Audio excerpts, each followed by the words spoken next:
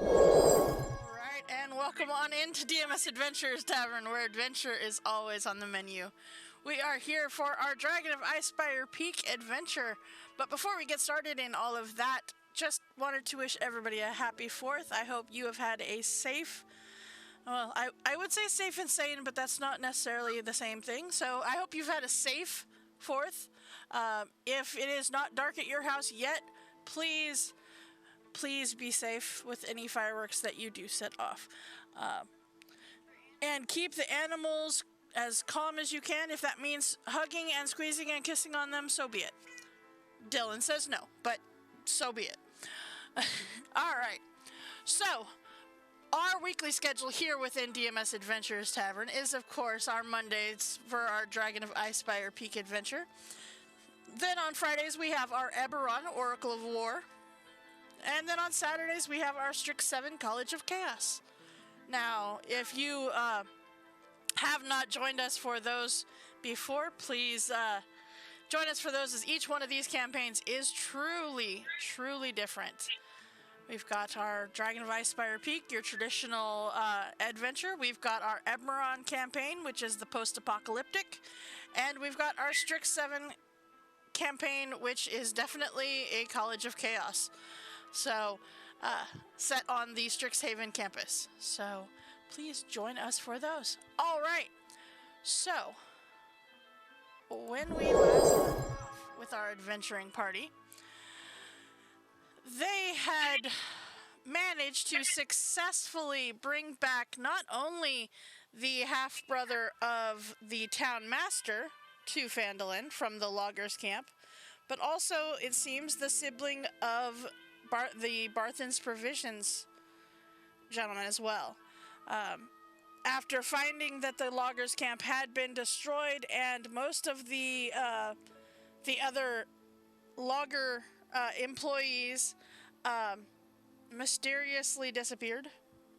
Not so mysterious once you found the drag marks. But upon bringing them back, you actually ended up getting to see the town master in his full town mastership, since the brother knew of a secret door to get in and came around and opened the actual front door. Much to nobody's surprise, probably, the town master had barricaded the door and had hidden away as much as he could, but he did pay up his bills, and it was at that point that you seemed to kind of go around and get a couple of things accomplished within Phandalin. One of the biggest was Sayers went to the Phandalin Miners Exchange and learned that he has a possible patron of some sort there. Couple of you went to Barthen's Provisions, couple went to the Lion Shield Coster, some just hung out within the tavern, and it is in those places that you learned about a couple of rumors of places that might, in fact, be helpful in the cause of getting rid of this dragon. And it seems that you have chosen the most influential of which to be the tower that is said to be on the coast. That there were ships that were wrecking into the towers, or being drawn by the light of the tower, and crashing into the rocks surrounding it. After having found another rumor leading you to that same location, it seems that put the icing on the cake, and that, in fact, was where you decided to go and head to next. Now, after finishing within Phandalin, you started the trek to the tower, which you had been told was at on the coast, almost to the point where the Tribor Trail meets the high road, just a little more on the coast from there. And it is just at the edge of the cliff as you were starting to descend towards the tower that we left off. So with that, I do see the treat time. Yes, I see it. And we will go from there. So, adventuring party. What are you doing now? We were headed down the stairs, weren't we? You were? Yeah, so I guess we just, I don't know, I proceed down. Okay.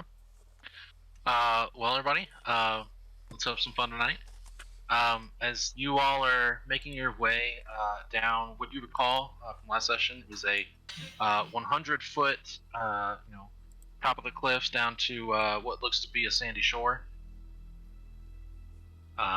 You see, kind of as you're making your way down, and from the vantage point up top, you're looking below these high cliffs. There's this coastline. You're currently going down this outcropping of rock,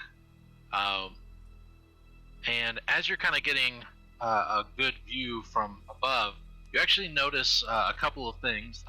Again, as you got close to this location, you saw a lighthouse out on the water. Now that you're getting closer, you can see the structure appears to be made of stone. It's a bit of ways out, about we'll say about 80 to 100 feet out from the base of the coastline that you're descending down towards. But you also start to see a path, a causeway. Everybody who's proficient in survival, please give me survival. Please.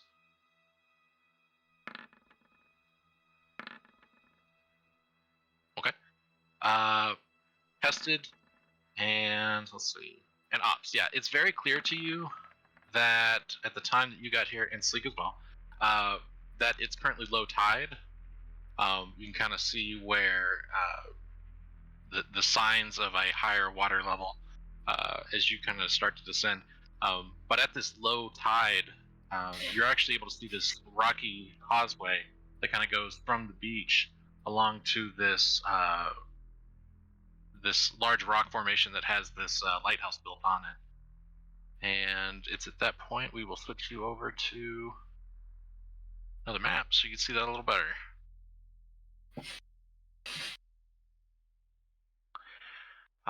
Some notes about the map before I kind of continue describing what you're seeing. Oh, here we go. Let me make sure. Okay, cool. Right. So in the north of you, there's a large blacked out space. That's water. It's just the way they built this map. They've got part of the structure over there. So, let's see. And other notes. Your darkness range is not necessarily because there's a defining line. It's just that's the sloping rock that you saw out on the coast where this fort is built on top. As you get lower and lower down towards the beach line, you're actually looking up and your line of sight is obstructed. But that's the notes about the map itself. But as you do see the stone building, on this rock that's out there in the ocean here, you see the lighthouse tower. You recall and can see now as well that as you're approaching this location, the clouds were starting to kind of come in a little bit. You can tell that a storm is on its way in, but it's still off a little bit of a ways. With your guys' survival checks, you would all know that roughly an hour before you might need to start worrying about it. Other than that, from the top of that structure, there's an eerie kind of green light that pulses from the top. It's shining away from you, out towards the sea. And with each pulse of this green light, you hear kind of like a bass reverberation. Dum dum. Dum dum. Let's see. You guys have found the path, so you're making your way down.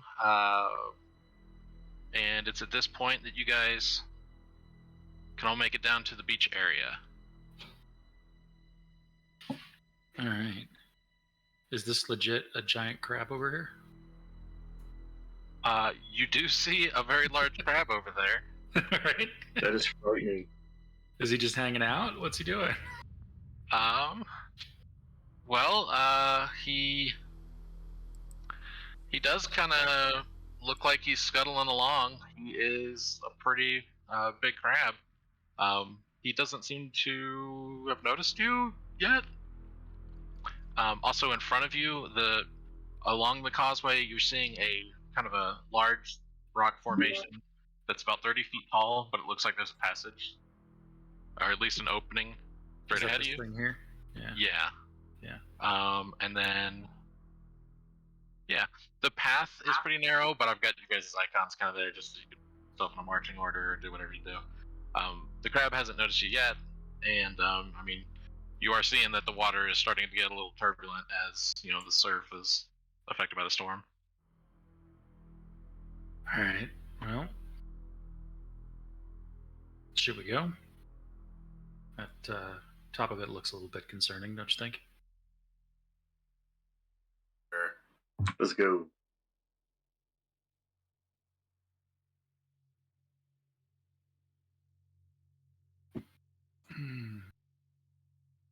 All right. As you all start to kind of make your way along the path, the crab kind of notices you. Kind of turns around, rotates around like 180 degrees, and waves its claw at you. Like it's saying hi? Possibly. Is that Possibly normal not. crab behavior? Doesn't seem Don't ask me. normal. We don't have crabs where I'm from.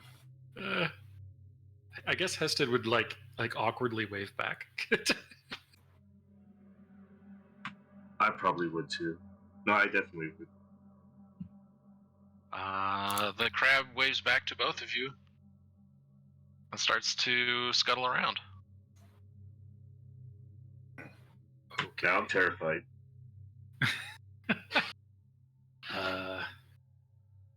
How far down is it there? To there? Just 5 feet. Oh, it's not far at all, huh? Yeah. Alright, does anybody want me to go talk to the crab? I can. No! Why, Umo? Doesn't look like it's dangerous. I mean, other than the giant pincers. Looks delicious. I think he was straight up saying hi to us, which would be weird. Crab talk? Oh, I can talk to it. Hello, crab. Why you're not in water? Yelling it from where we are?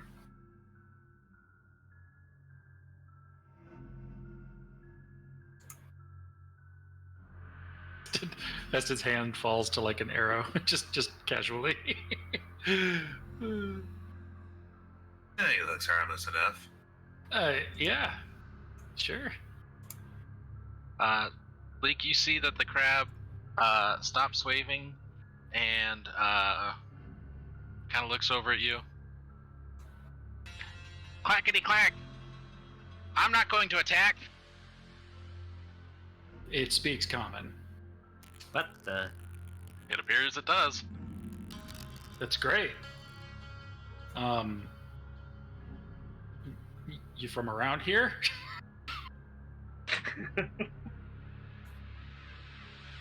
Clack clack!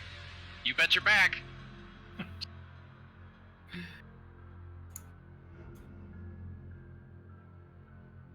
Any idea what's glowing at the top of that tower? Oh-ho! Snip snip, I've got a tip! I'd love to have it. Okay. Anybody that's interested, roll animal handling.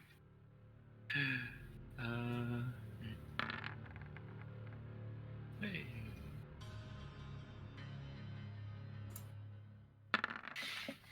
Alright, anybody above a 13, give me a d6.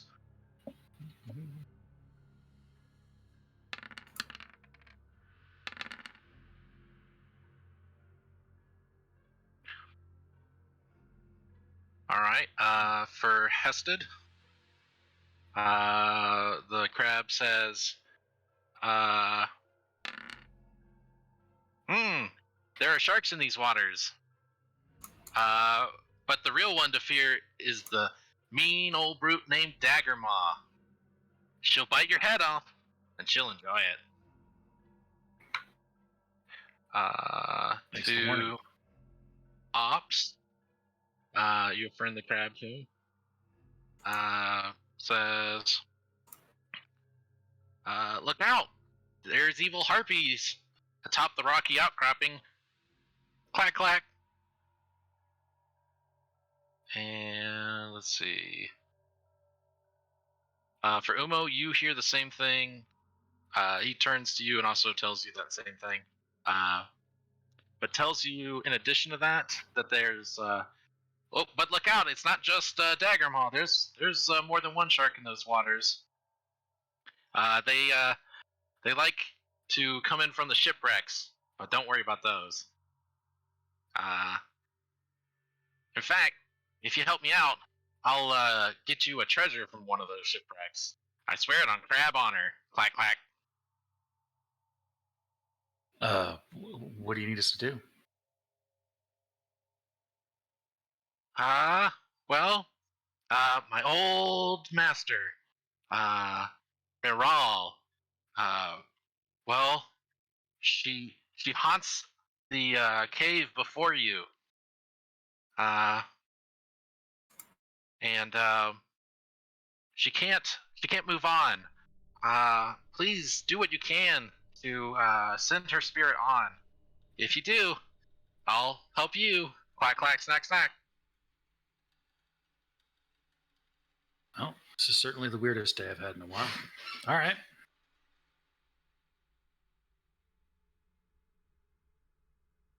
So he said that there were harpies up here, up on top of this rocks.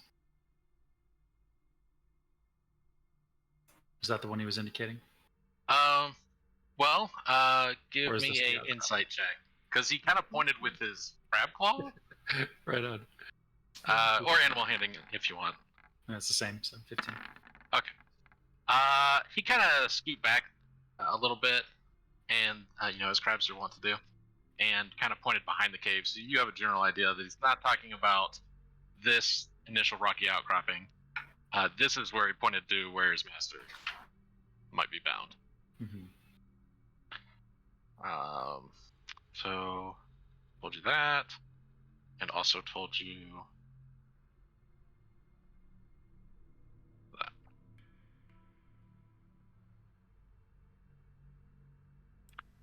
All right, well, I'll keep my eyes to the skies then.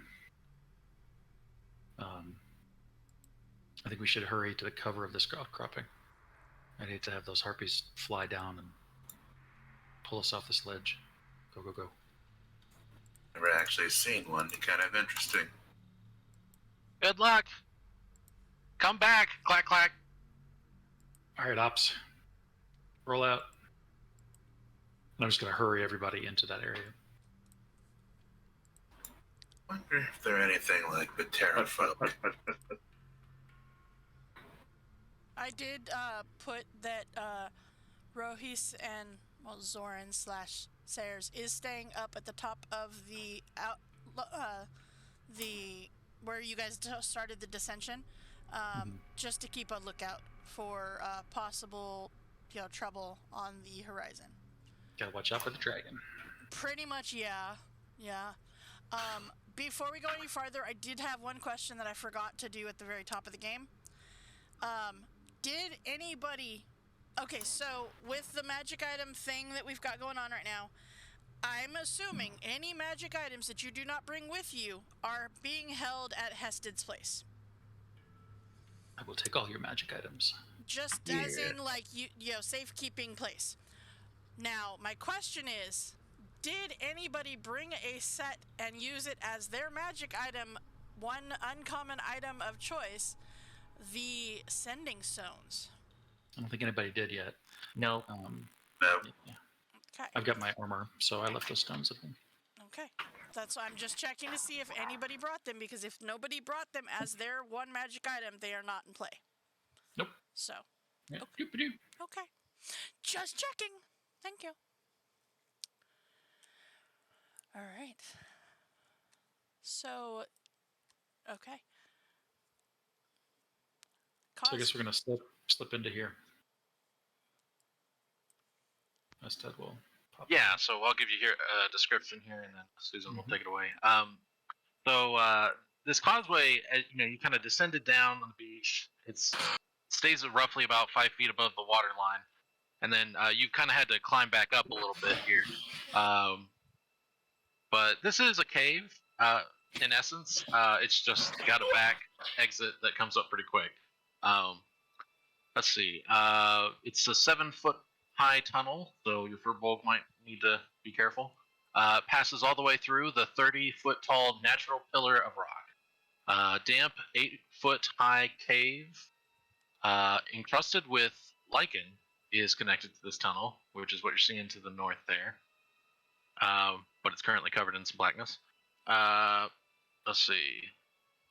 The cave itself, you've kind of ascended, so you can kind of tell again with your earlier survival check that this part, the inside of this rock, actually stays not submerged during high tide. And it's at this point you see a creature, a ghostly countenance, a face just popping out of the rock wall before slowly floating forward and revealing the rest of this creature. You see a ghostly elf with gills, webbed hands, webbed feet, spectral garments that weigh as if in water. And you feel like this might be the individual that your crab friend was telling you about. Hello, adventurers.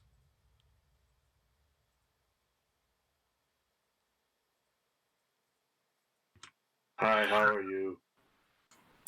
I am better now that I have new friends to make, it seems. I heard you were speaking to my friend on the beach. Yeah, big crab. Yeah. Is he a ghost too? Oh, no. No, he is not. He is but one of my finest creations, as a matter of fact. Are you the possessing kind of ghost? Do you want me to be the possessing type of ghost? No, my dad was possessed by two at the same time. I heard it was kind of unpleasant. Yeah, it is unpleasant for us too. But don't worry. I don't do that as a rule. I mean, you piss me off, baby, don't do what I ask. We might have a little bit of a problem, but as long as we stay on good terms, I think we'll be fine. For you see, I have a task for you, since you've come this far. It seems that you might be headed up to the lighthouse. Is that true? Yeah, seems to be so. Well, you see, this nasty creature up in the lighthouse has stolen what I used as my spellcasting focus in my life, and unfortunately, he took it as a trophy. And because he holds that, I am been unable for my spirit to pass on, to rest as it so desires. Now the problem, well, as you are surely can know, my crab friend here is kind of obvious and unable to climb the walls to come up from the water. And it would be pretty obvious coming through this passageway, as it would be a very, very tight fit for him. So I cannot just send him in to retrieve it, as this monster would just, well, kill my friend. Would he just be a ghost crab? Unfortunately not, as I would not be able to raise him back up. There. Yes, if I was alive, that would be a whole nother story. I would take care of it myself, but unfortunately, I am not, and so that means that I am quite limited in what I can do. Actually, it's Did you find interesting. I have been. Well, this cave is my final resting place, as I have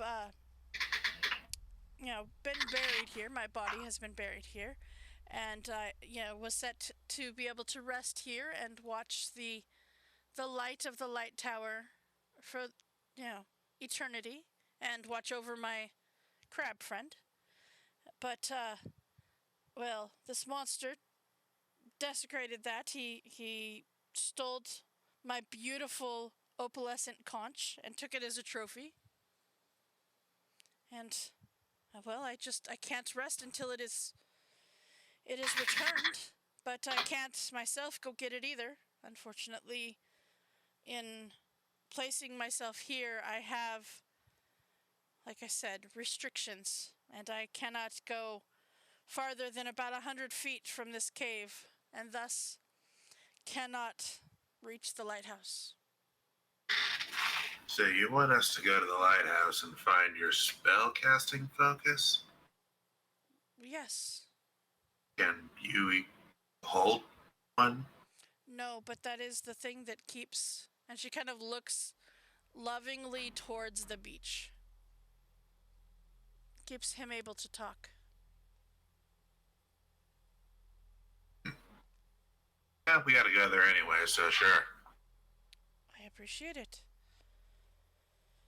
And I heard that he will be going to one of the shipwrecks and retrieving you an item from there. I will make sure that he chooses a good one. I will and she kind of looks to all of you guys up and down. You get the feeling that she's gauging what she thinks that might be beneficial to you. And she says, I'll give him some ideas as to things that would be beneficial to your specific group. What's going on at the top of the tower? Do you know? That's where the monster is. The the creature that took my beautiful conch. All right. But We should get moving before the storm rolls in. The tide comes in. just be aware he's not by himself. All right. Yeah, they never are. Yeah. All right. So let's Make sure the draw of the light is powerful.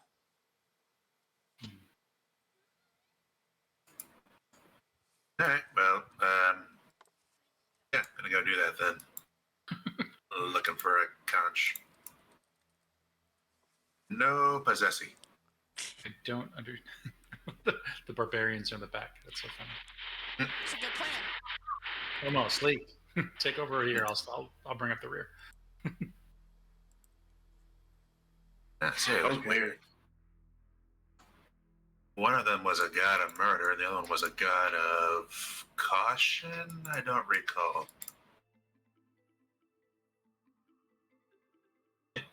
He blew up my mom's pet. Familiar. Familiar. Clarify. God of caution. Yeah, he picked up 2 items in a tomb and got possessed by 2 different gods.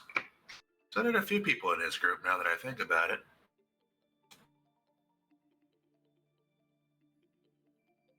League, you coming? Sir, coming. Don't get caught up with the harpies. Don't get left behind.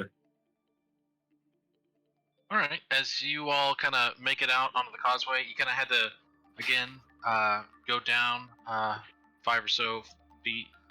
So you're back down really close to the water here. You kind of get a better view of, this rock formation, and from where you're currently at, you can now additionally see that this winding path goes up further. So let me get you that.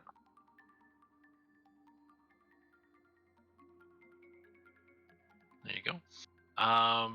Let's see. Does anybody have a passive perception of 15? Yep, I got a 17. Okay. the storm's coming in, the waters are rough, but you're also seeing to your left and your right here in the water disturbances that don't seem to be caused by a regular wave flow. And you're actually able to perceive something that kind of cuts through the water, alters the wave formation, breaks them sometimes. Probably a shipwreck, huh? Or is it a fin? And it's a fin. That's what you're able to perceive. I just say to everybody, keep your balance. Sharks in the water beneath us.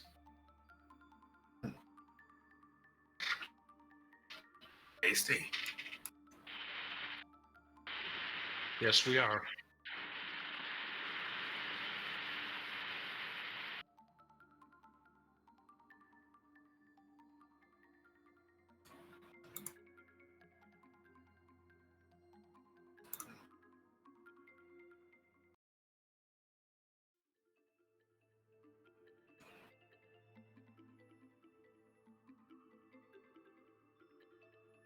Tested waits for sleep to move.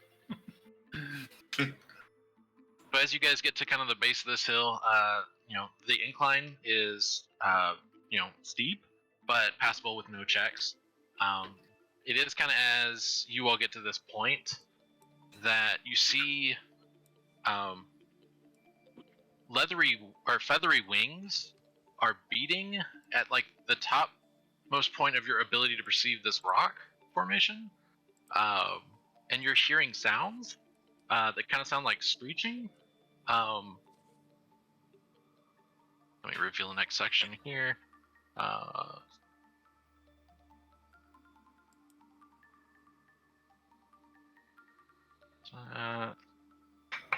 give you some of that. As you kind of see that there's a like a ledge or an outcropping of sorts, and you see. Let me see if I can get this on the right layer.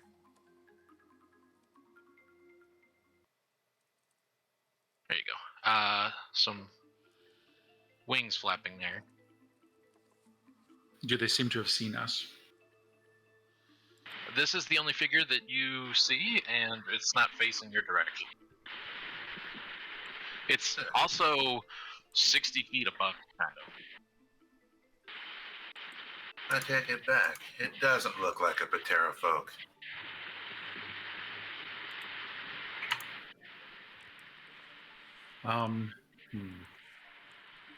Probably doesn't taste as good either. I'm gonna pass it up the chain quietly. They're just like, be quick but be safe. They're harpies. We need to make sure they don't catch us looking. So I'll keep one eye on the harpies as we go. And if they move towards us or look like they're about to come to us, I'll shoot one.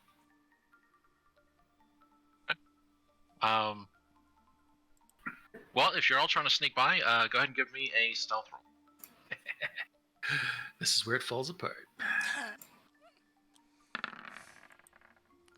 Potentially, yes.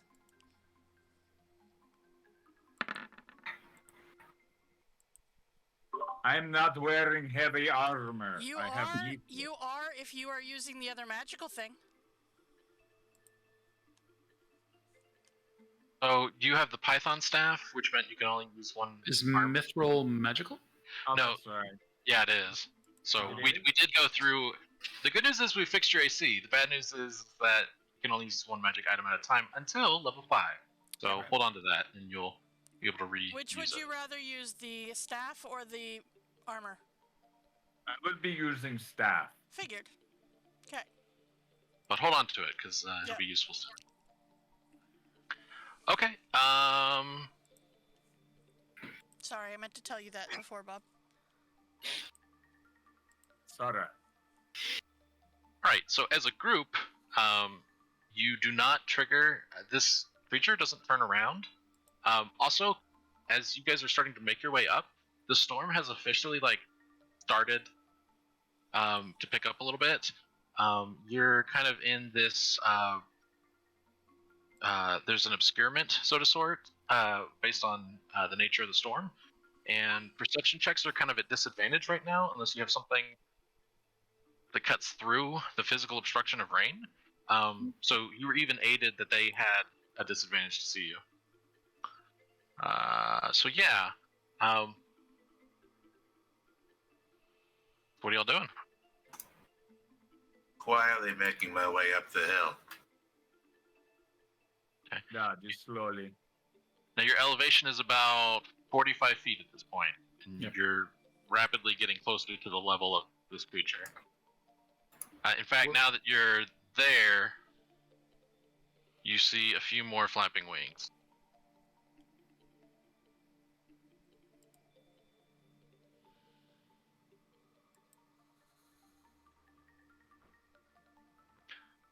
And these ones may not necessarily have their backs.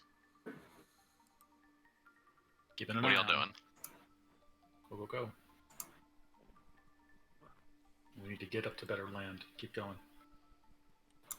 Basically, just keeping everybody moving. All right, everybody, give me another stealth check. Preternaturally stealthy nature of Fearbolt.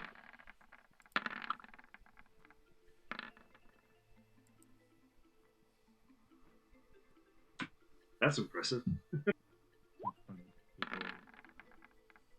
Where is he going? Okay. So Is it with normal one?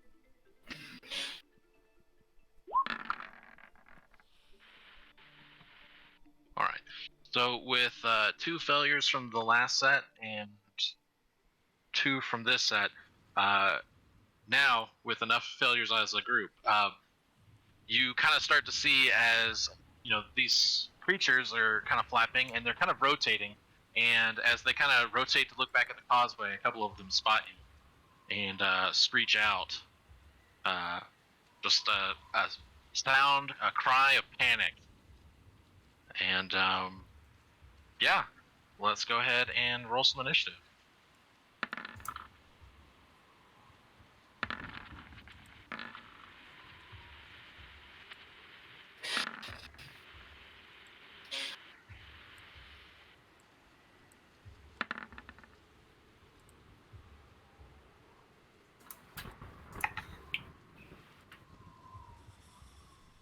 Let's see.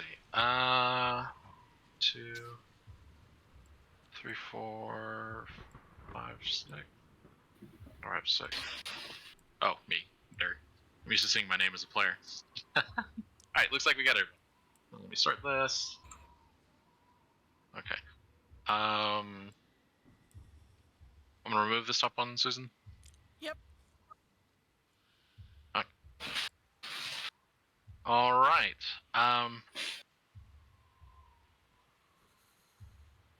Did we lose someone? What happened? I don't know. That was weird. We lost Kane. Huh. Because he went first before me. Yeah, that's weird. With a 22. Okay, Kane, just re-roll it and I'll change it. Sorry about that, man. Is the star finding us too? I don't think If it you could reach fall us. in. I have tested on here twice, so I got delete it. out the 7. I got it. I got it. Okay, I'm gonna let you take care of it because I feel like if both of us are touching it, got it'll it. get messed up. I got it. Yep. So let me know when it's good. You should be good. Okay, but we still need to sort it. Yep. So descending. Okay, does that look roughly right? We're professionals. We got Yep, this. we're good. Okay. Let's see. You guys can kind of, for the purposes of doing this, if you want to be in a different marching order, you can be. I'll give you that. If you guys need to shift around a little bit, that's fine. Does anybody need to move from where they're at? I think we're probably I'm good. But I'm good. So you are at a lower elevation than these creatures. They are right up against a railing that kind of looks like it might give them some additional cover. It is lightly obscured, which really will only affect your perception checks. And that's it. Orion, what you up to? Well, if I can't get a clear shot, and I can't see them too well from here, let's see.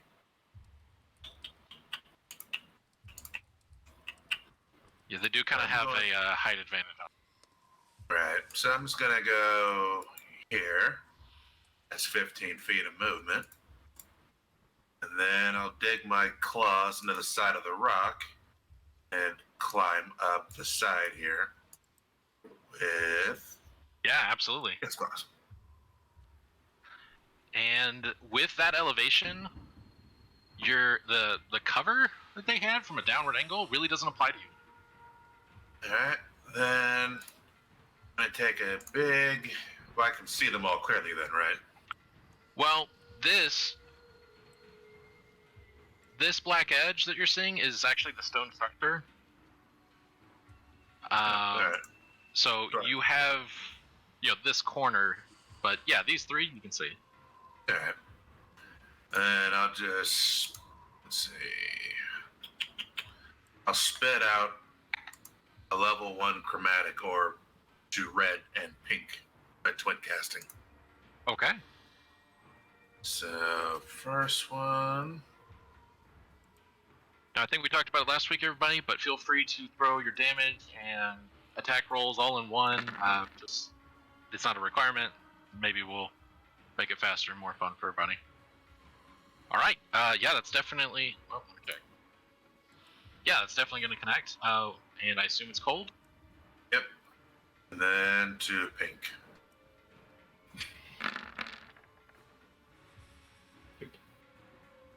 Okay. Now, everybody remember that you have a DM inspiration from last session, because I don't think anybody used any of them from last session. I'll go ahead and use mine then. Okay, yeah, then give me a reroll. We'll keep the damage, but let you reroll the number. Okay. That wasn't Well, better. yeah, the nine's gonna kind of go wide there. But yeah, Near max damage roll too. Yeah, but the red one definitely takes that damage and looks a little frosty. I'm sorry, how high are they up again? Let's see. Well, they are at a level of the top of this rock, which is about 80 feet. You guys have just started ascending it, and as you go higher on this path, it's kind of incremental.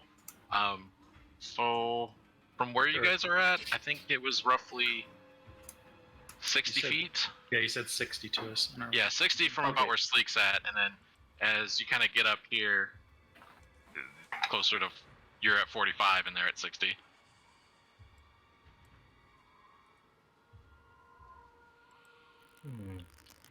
Okay, don't know what to do because Umo's in the way and don't want to. Well, you can move past allies, and Oh, okay. for the purposes of this not being a slogfest, there's a rule where if you move through an ally, it's half movement, but this path is wide enough to do that without that trigger. So as long as you're moving along the path, right now you have full use of your movements if you want.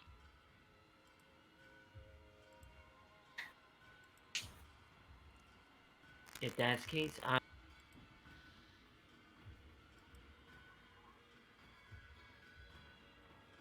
Move dash. Okay, yeah.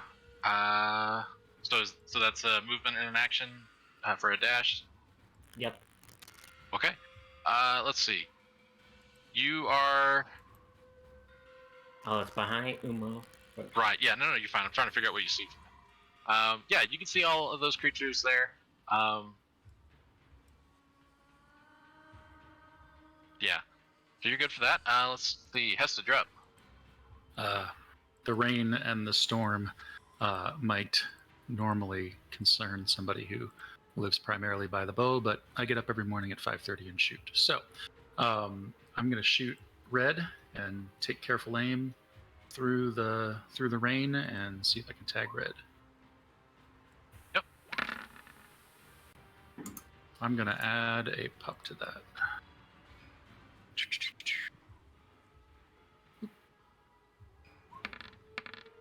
So 12 total. Okay, yeah. You will notice on second effort that your arrow strikes through. And in fact, this one actually crumples to the ground as You've managed to, catching it unaware, pincushion it. And they very swiftly takes another draw and fires his Gloomstalker arrow at Pink. Doing the same thing. Damn. Ugh. I'm going to do it again. Use another pup. One more. Boom. And on that one, just in case, I'm going to add a d4 for another 4 damage with Favorite Foe. So a total of 26. Oh, that one gets a d8 as well. Sorry. Right, yep. Doctor. So another 3. So a total of 29 points of damage to that. Alright, so, yeah. So, 13. Yep, that's going to hit. For a total of, what was the number? 29. Okay, well, this immediately falls into a bloodied state. As you feel pretty good about that attack. Bloodied. Okay. Anything else? Yeah, I'm gonna leapfrog Ops Warden.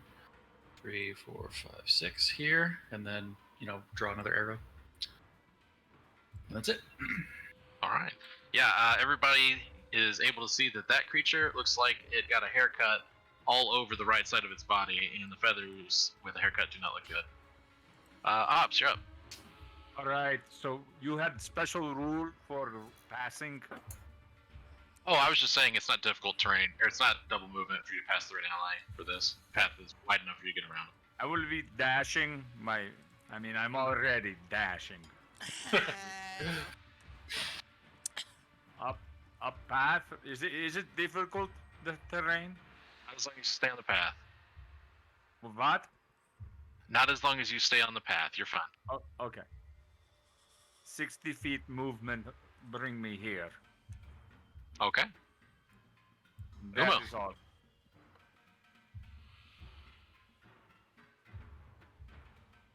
Wait a minute. Are there 2 Umos?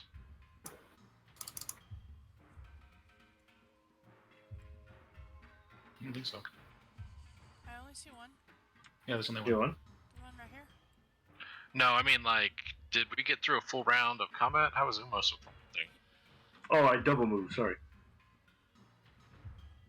He Which did his turn. means, He just did. but that would have. We didn't do a full round of turns, did we?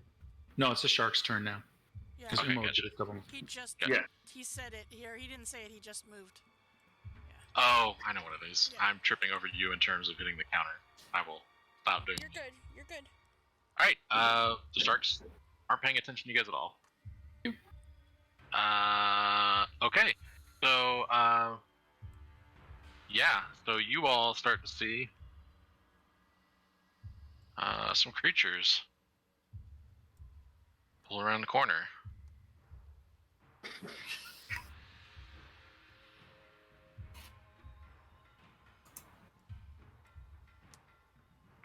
All right, along with some more creatures.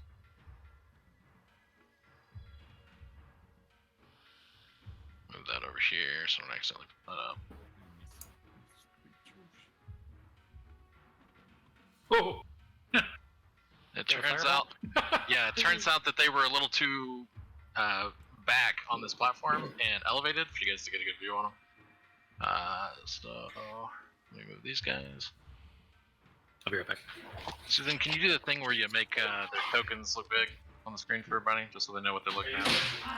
Yes, actually, I can do one better than that, and that is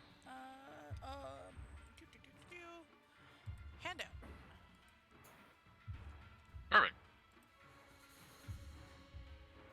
So one more. This one can only get to here. This one can only get to here. And the bloodied one is actually going to fly off, like directly south, just as far away from you all as it can get.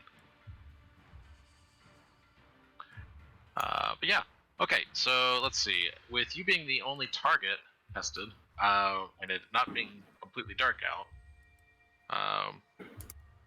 you see that they are wielding clubs, but they also have really long nails.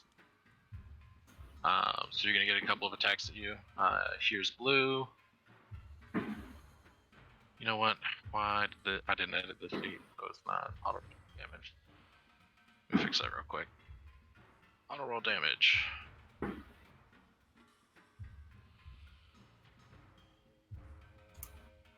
Alright.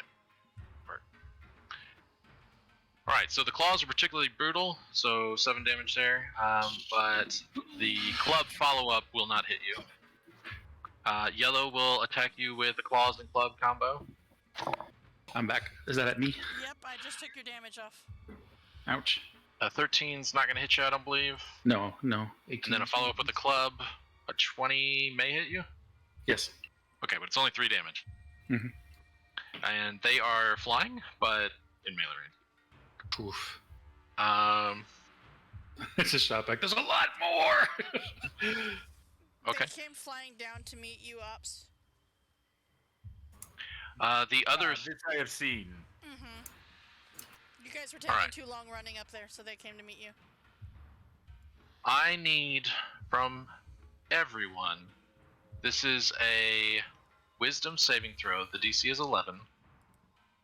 It is a charm effect. I need a wisdom saving throw from everyone.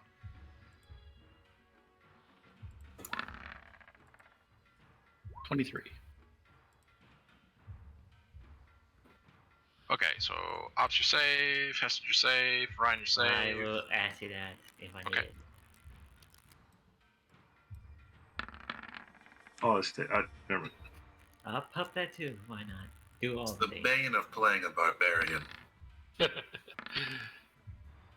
Alright. Okay, and Sleek you're safe. So everybody's safe.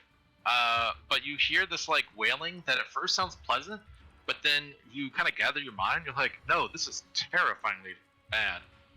As this purple creature goes to do that, the green one will dash or fly. You notice they're flying up to here, but not have anything left to do for attacks. And the orange one will, let's see, dash over here because you're the only other target in range. But they're out of movement. So Ryan, you're up.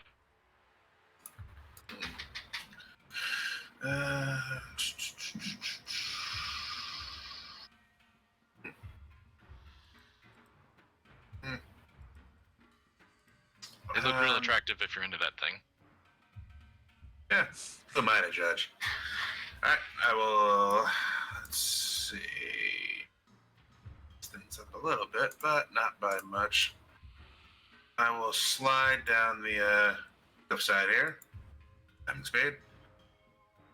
Feet will go here. I'll take the op attacks. I don't necessarily care as much about those. And let me get a spell cone. I'm gonna. Alright. Both of those miss. Yep, you slip through their grasp, literally. Let's see here. I just gotta make it big enough.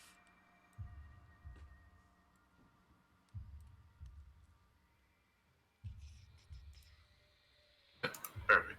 Yep. Give me just a second and I will give you access to that. Con There saves. you go.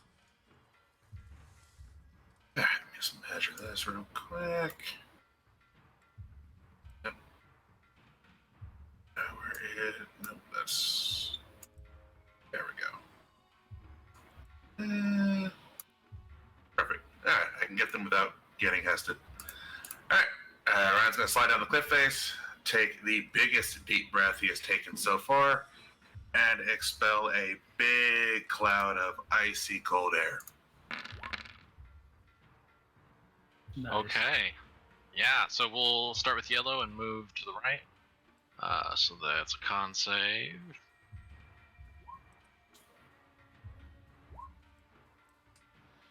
Okay, so 2 fail, 1 fails. Okay, but that's a lot of damage anyway, so. Alright, so let's see. So that is 18 to blue, who failed. 9 to the others. And blue is also rooted in place, right? That was Rhymes? Mm-hmm. Right. Okay. So you see that an ice pillar forms from the stairs up to where she was kind of flying or levitating, and kind of is keeping her shackled there. Zoom minus. And we'll call that... Susan, do you want to put an appropriate token on blue that would indicate that it's frozen? Cool. Yep, I got it. Cool. Anything else, Orion? Nope. That's it. I say that like you didn't just do something really cool. Alright, Slick, you're up. I'm gonna. You saw my movement thing? Or Your movement thing. I just did. 30 feet. I'll move right there. 30 feet here. Okay. And I'm going to try to cast a spell. However's go to ways, I guess. See what I get this time. And I cast what? Ooh, improve armor.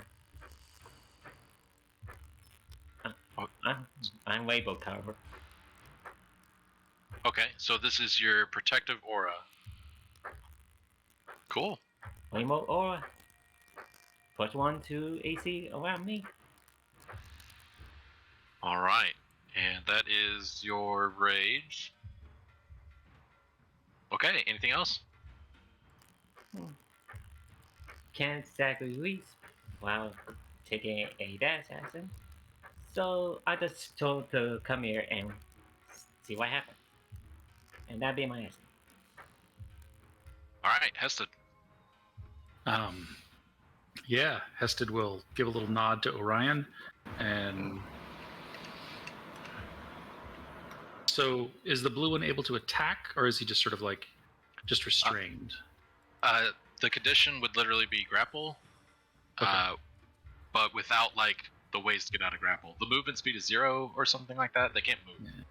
All right, but they can take reactions though, right? Yes. Yeah. All right. And you would know because you've worked with Orion before. Yeah. Yeah,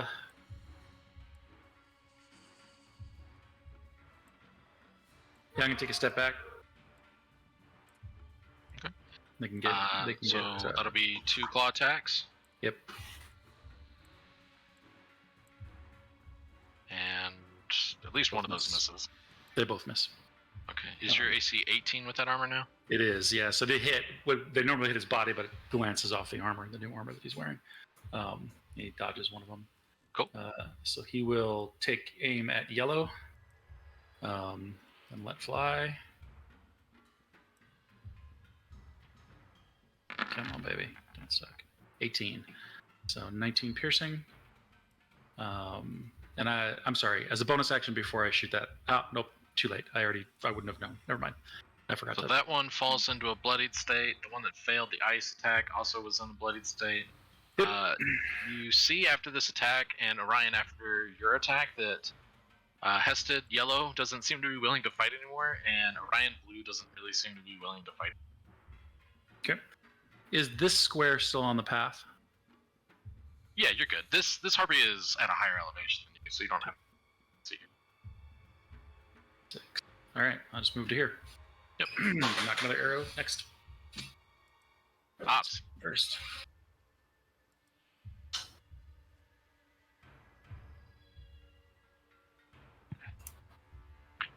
Ops, you're up. Okay. He might have said be right back. Hang on a second. Did he? I missed it if he did. Yeah, Okay. he did. Umo, you're up, and when he Back comes up. back, we'll let him go. I'm gonna fling a javelin at the one. Oh, yeah. Orange. I missed my turn. Oh no, you're up. Yeah, we were gonna let you go when you came back, but you came back right in time. So hold that javelin thought, and go ahead, Ops. I wasn't wrong. I don't know what's going on. That's weird. Why you thought Oh, All right. Well, I'll move down my 30 feet. And first with my action, I'm going to... What's this little Eiffel Tower thing mean? What is that? They're that is the restrained effect of Rhymes Binding Ice. This creature cannot move. Attacking it won't release it, will it? It will It not has release to. it. Okay. So I will. You also know that blue and yellow do not look willing to fight anymore. They look more like they're trying to get away from Orion. Swipe at them. Oh, really? That's what's visible to you. Could be a ruse. Okay. Well, then I'll point at this one. Okay. And Toll the Dead. So that is a wisdom save, I believe. Mhm. Yeah. Okay, so roll me that damage. Hold on a second. I don't think you could hear my toll. Do you have a sound effect? Can you hear that? Nice. No. Mm-mm. I did not.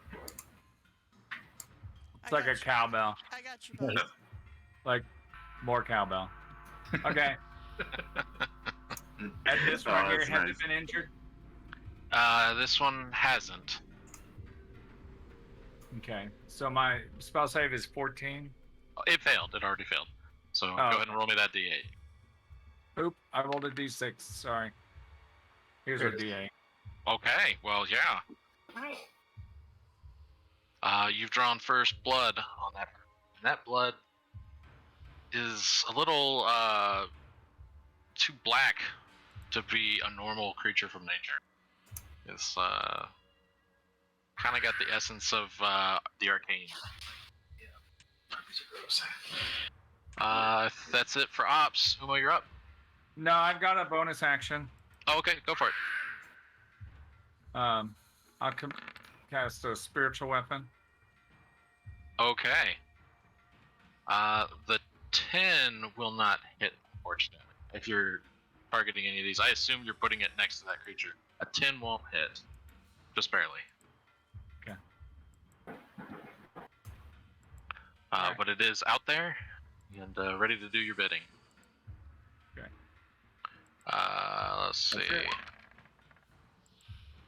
So we're zooming with the javelin. That will just barely hit. Oh, nice. Yeah. So, woo. Yeah, absolutely. And this thing's looking a little ruffled. Anything else? Oh, I'm gonna move up by sleep. Okay. Sharks aren't paying attention to you all. It's the heartbeats go. Okay. Let's see. This one, yellow, is going to fly away and run away. Orion, you have an op attack if you'd like to use it. Nah, it's running away. Yeah. So it flaps vigorously. Blue tries to fly away but cannot. And just looks frantic and looks ready to, you know, attack anybody that gets near out of panic, not knowing what to do. Let's see. Purple is going to fly up to Ops, as you are kind of up here on the path, and try and slash and club you. And then Orange is going to, let's see, fly over to here and try and slash at Umo, who threw a javelin. So those are both to you. And then Green's gonna go over here to Sleek, because we're kind of pretty close, and do the same. And that should be all of them. So Ryan, you're up.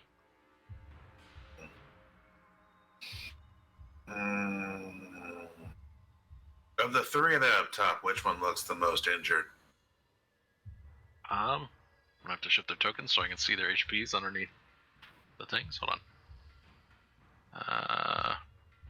Green is not injured at all. Orange is a little injured. Purple is a little injured. Alright.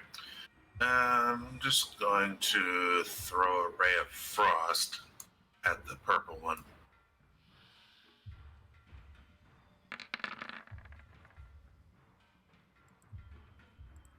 Okay, well that'll definitely connect. And is that the one that slows down the movement speed? Yeah, 10 feet. Okay, you see that effect takes place as the wings kind of, like the feathers kind of ice over a bit. And that'll be it. Okay. Sleek, you're up. Alright. Well, they came up to us and tried to hit us. And well, they say, come face me, and I'm gonna face them. Come on, baby, hit. Why not? I'll wet this too.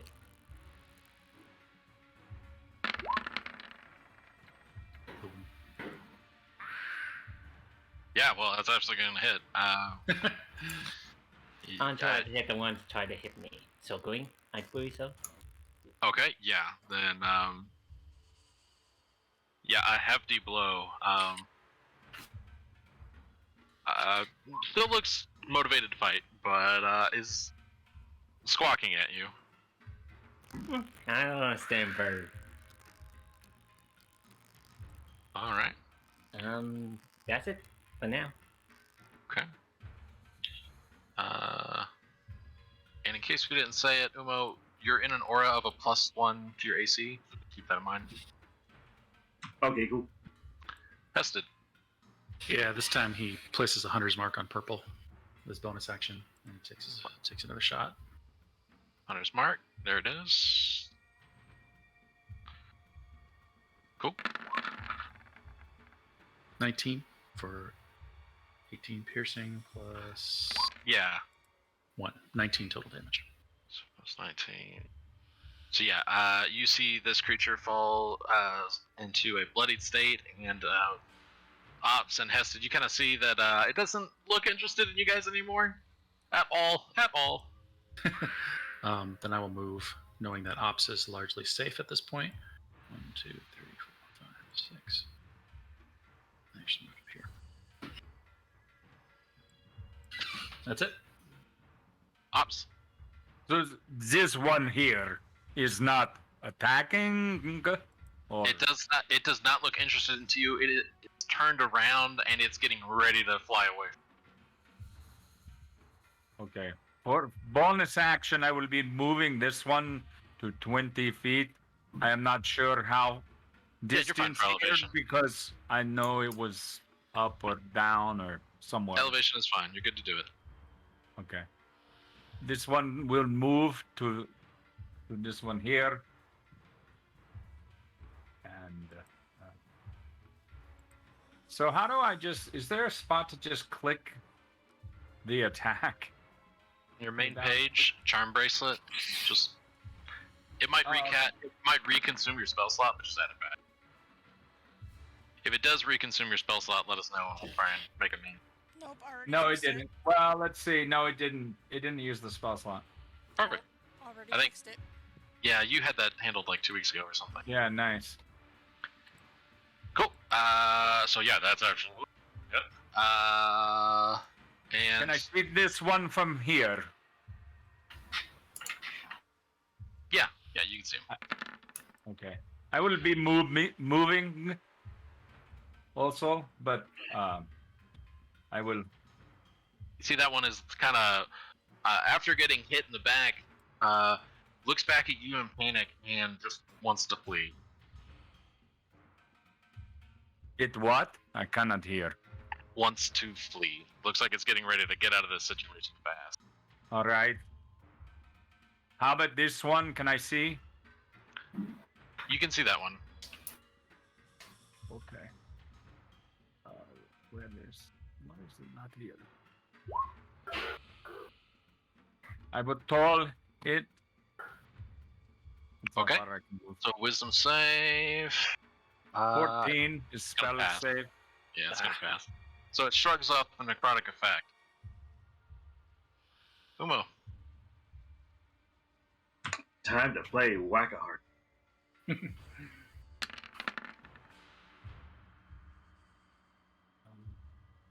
Okay, well you know that hits. So yeah, absolutely. You see that this creature, you Well, you mess up its back real good. You know it's going to chiropractor, and it looks like it's lost the will. And it's at this point where all of these creatures look like they want to flee. And it's their turn, so they'll try to. Yeah, so they'll all try and flee, except for the one that can't free itself. One of his friends is going to use an action to try to break him out, and then they're going to fly away. So, and with that, you guys have repelled the harpy menace. Sorry, I was just testing. Does spiritual weapon get opportunity? It wouldn't. If you guys want to take some final swings on him, if you want, you can. Anybody that was next to him, they don't seem interested in y'all. Nah. Let 'em Yeah. go. Nah. Bye, birdies. No, they fled. Right on.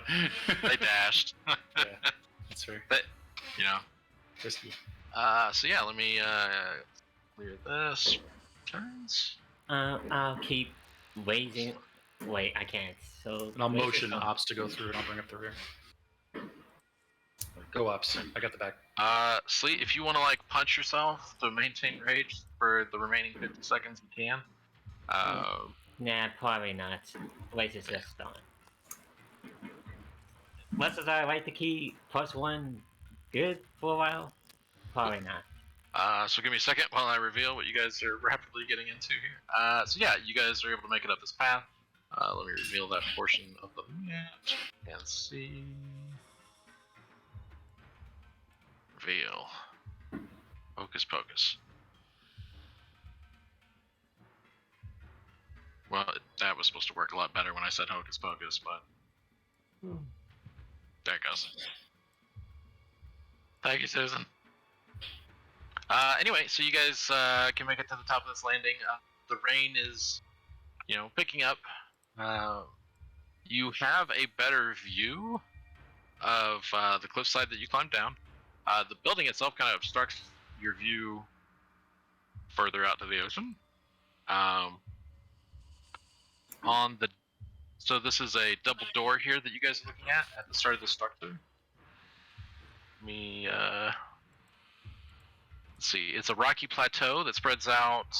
Again, you're 80 feet above the water at this point. These are wooden doors that you're looking at. And they have rusty iron hinges and handles. And there's something kind of carved onto them, crafted onto them.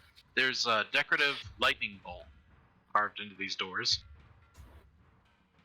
And the doors are not locked as you kind of walk up and check them. Sure. Does the tower look scalable? It is smooth stone, but it's been weathered by storms. You could certainly try. Yeah. Does it look like it would suck? Is my question. Well, that's a you question. There is a storm currently. Yeah.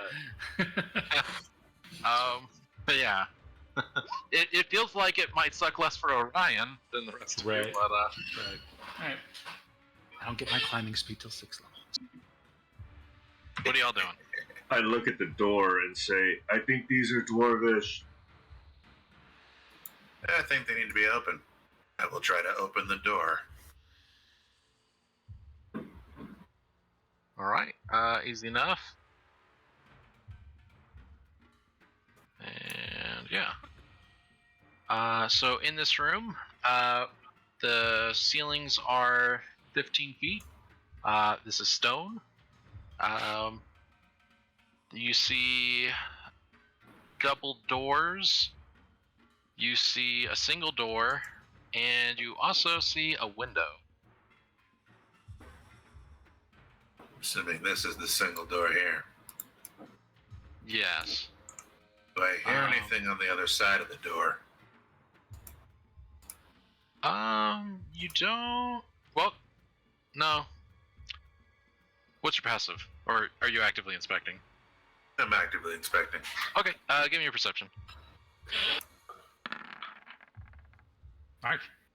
Okay, you do hear sound, but it's not from in front of you, and it's not from your party members. I'm gonna check this door here. It seems to be emanating from behind the double doors, and it is a thump thump thump thump kind of a sound. Umo, as you kind of get into position there, you're able to look out this window. You actually get visibility out to, at an angle, some of what's been going on out in the water. And one, immediately obvious to you, is the storm. Seems to be kind of getting worse. But you also see quite a few shipwrecks out there.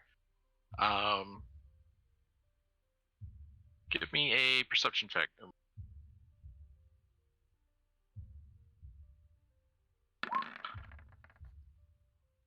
Okay. You see a similar disturbance of water currents, and you can tell that there may be more of those shark creatures out there. Again, you're seeing some shipwrecks out here, two from your current vantage point, as you recognize two masts coming out of the water. And you can tell that the storm is rapidly becoming worse. Yeah. I said you were curious about those doors. You can... Okay. This is 12. So you don't hear the sound. You notice the doors are unlocked. They have the same carving on them of lightning bolts that the front doors did. Orion, the door you're in front of, also has that same kind of thing. Has a what?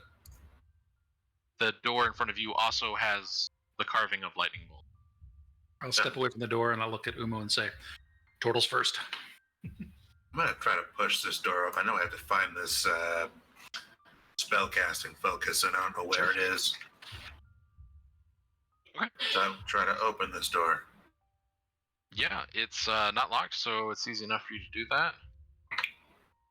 And as you peer into this room, the walls of this 15-foot high room are with frescoes. It looks like there's some drawings here. Ships tossed on stormy seas.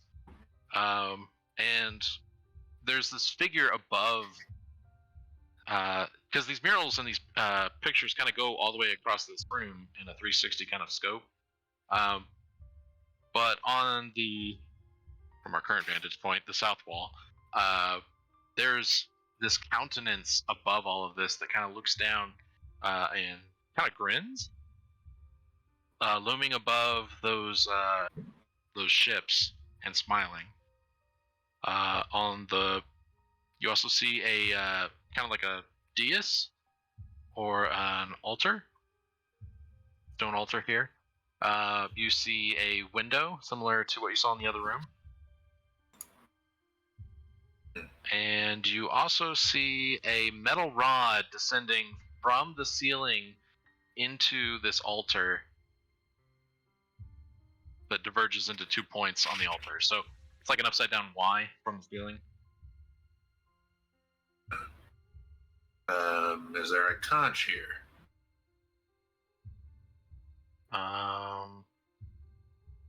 At first glance, no. Go ahead and give me an investigation check.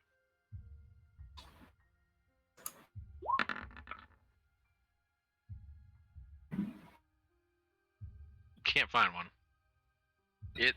In terms of like just the general things that are in this room, outside of the room descriptors, it looks fairly clean and well kept.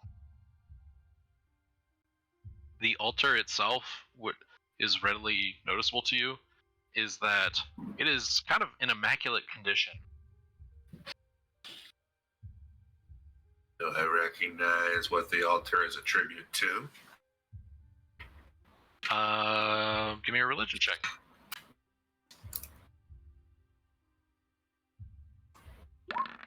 Are the rest of you hanging out in that room or wanting to go up? I'm going to kind of poke my head in and say, "What'd you find?" An altar. I look around. Yeah. A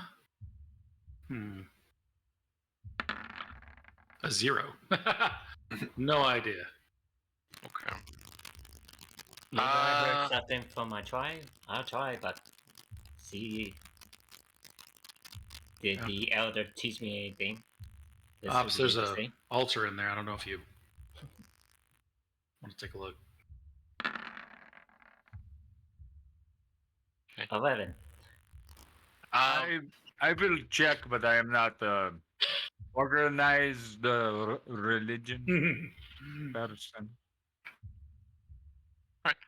Sleek, you can tell this is a. Oh my man. You can tell this is like a dedicated religious rite, kind of a shrine setup. Maybe. It could also just be that someone really likes art of ships crashing in a lighthouse. You know, people have weird tastes. Ops, you're not familiar with it. It's kind of outside the scope of where you grew up. Orion, for your sage background, you get the feeling based on studies that you've done and connections that you've made that while you don't necessarily know where this is from, you might know the Pantheon and you might know someone who's very familiar with this. You feel like Rohis might be able to tell you exactly what this is. It's too bad you don't have a sending stone. Or a Rohis. Or a Rohis. Also, it's too bad it's not your Tuesday character. I thought my Tuesday character would be like the final boss of this campaign. Uma, go ahead and Or open at least the of this tower. As the three of you kind of look around here, the storm intensifies. Those of you near windows can see, and there is a earth-shaking or shattering sound that echoes around in these halls. A thunderous roar in a blinding flash. Let's see. I need con saves from everybody that went in there to do religion checks. It was Ops, Ryan, Sleek, Tessa. I'm assuming you guys are still in the room. Oh, that happened while we were. No, I moved out as soon as I. I know, out, but this would have been around the same time. 14. Okay. Sleek and Orion, this blinding light comes from literally this metal bowl that you guys are looking at, and channels down into the altar, blinding you, so to speak, for, we'll say, 1d6 turns, which won't be long. But for about 30 to 45 seconds, you don't have vision. The other two of you are able to kind of shield your hands, but notice that this altar is now kind of charged with, some type of radiance.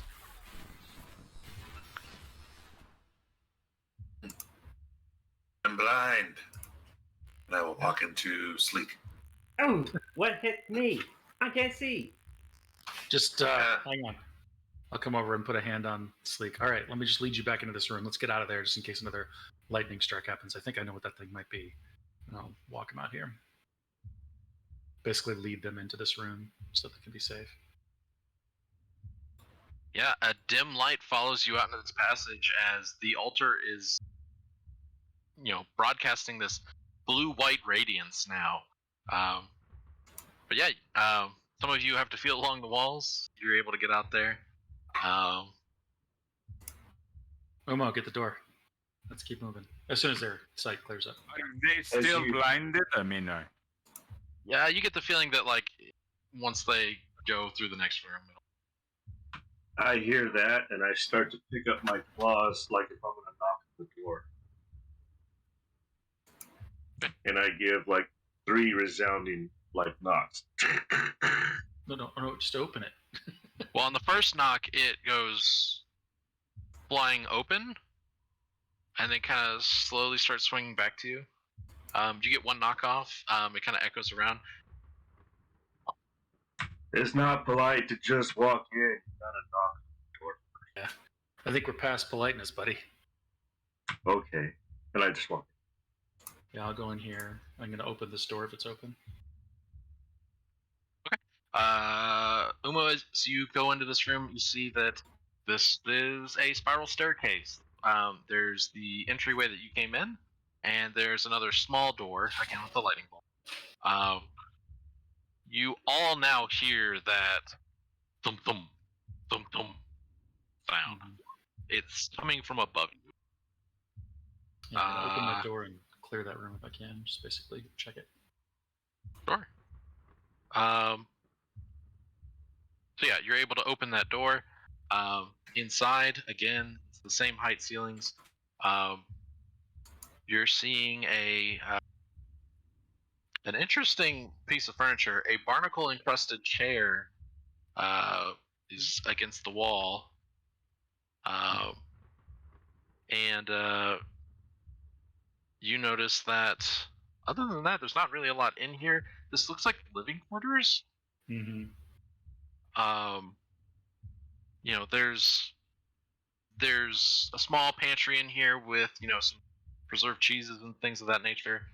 Um, there's bedding, blankets, what looks like a waterproof material or animal skin of some kind, um, but it's kind of hung up on the hook. I will duck in as I'm scanning for like a foot locker or a chest or anything, something that might store something. I'll go check that thing that's hanging up. Okay, you're looking at the cloak. So give me. Well, okay. It looks like a cloak that is meant for warmth and an attempt to ward off rain. You kind of recognize like the fats that have been rubbed into it that might cause the water to run off it. Cool. It's really all you can tell about it right now. It looks ratty. It looks very animalistic in nature, pagan-ish. What you would recognize as something of a more natural aesthetic. Right. Does it look well made? No. No. All right, I'll leave it there. All right. No, so I'll say there's nothing in there. The staircase. Yep. All right, I'm gonna head up. Okay. So this staircase, because of the weirdness of transition between floors, we're gonna do a little theater mind, and then I'll fail stuff as you go. So yeah, you all kind of have to get into a single file. You're able to kind of go up. The thumping sound gets louder. You get to what is the equivalent of a second floor. So there is a landing with a door here that goes out to the right, and the staircase continues to ascend to the left, and the thumping is louder, and it's at this point a little bit of green light is starting to like fall down on the stairs ahead of you. So the light's coming from above, not from the door. The light is the door is closed. Okay. The light is coming from above. I'm just going to push it open and just check in and make sure there's no enemies or any danger. Okay. You do hear before you open the door the sound of the raging. Oh, it's just yeah. No, then I won't open it. I'll leave it closed. I don't want to get sucked out or anything. That's fine. We'll just keep it going because I say that's probably to the outside. Let's keep going. Okay. And your passive is 17. Yes. Okay. Saw you here. All right. So as you continue to ascend, you make it to the next level. Here you finally get to a at the top of the stairs landing here. Unfortunately, as you start to climb, this green light starts to become blinding. You have to do something to not look straight at it or be blinded. I'll just like put my cloak between it and me and try to like see past it. Just use it as a shield. Yeah. Let's see. So this is the pinnacle of the lighthouse. There is something here giving off a ton of radiant. You cannot look straight at it, but it is positioned in the center of the spherical room with openings out into the water. This thumping sound, you don't hear your own heartbeat anymore. You don't hear the sound of your companions when it makes that sound. You have to kind of talk between that pulsing sound. So you make it up to the top here. The light spills westward over the sea. And yeah, there's this object that you can't really look straight at that's in here with you. Yeah, I'm gonna use my cloak to block the worst of it. I'm gonna draw my short sword and see if I can see it through the reflection what the object is. Okay, well, you will be blinded. If I use my short sword? If you're looking at a reflection, yeah. I don't want to shine it right in my eyes. It'll take a couple of turns for you to be able to see like regular. Okay. Yeah, it's just that bright. And without, even if you don't directly look at it, all you're really getting is green.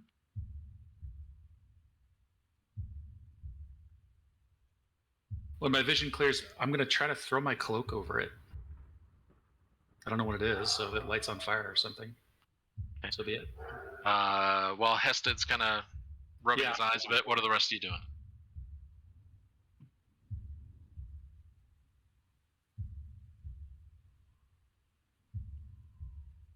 I just moved to the other side of the tower.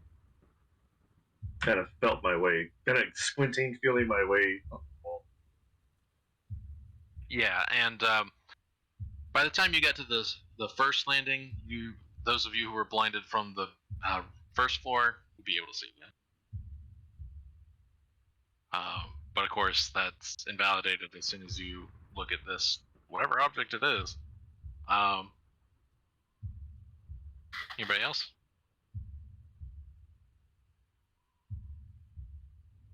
All right. Hested, your sight recovers. Oh, go ahead. Perhaps we should check room we pass.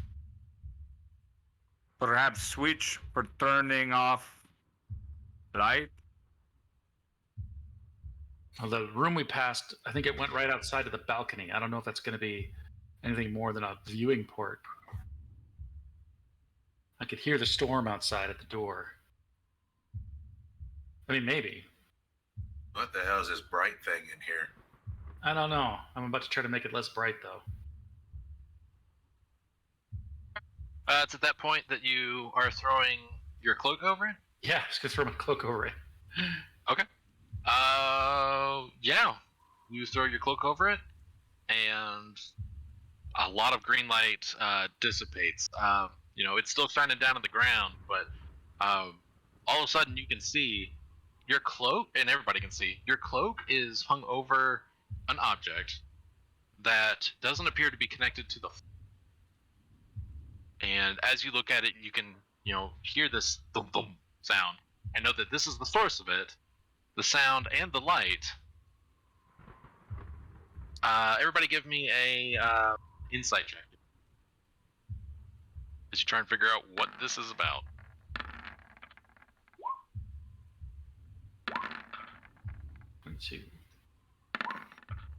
Perfect. Okay, I had no idea. Yeah, Obson Hested. You're able to kind of, one, understand the purpose of a lighthouse. Two, connect the fact that, this thing is floating. And three, kind of see, when you approached, you saw that there, and looked out the windows, light headed out there. You can kind of see that this was looking like a signal beacon of some kind out towards the water. From where you guys are looking out over that expanse, you can kind of see the full waterscape on that side of the map, and there are more shipwrecks other than what you saw previously. There's about 5 masts immediately against the island, and the green light goes out for miles and miles. You kind of are able to connect the dots that, like, the purpose of a lighthouse is to guide ships. It feels like this one might have been guiding them to a specific spot for a specific purpose. Yeah, sinking the ships.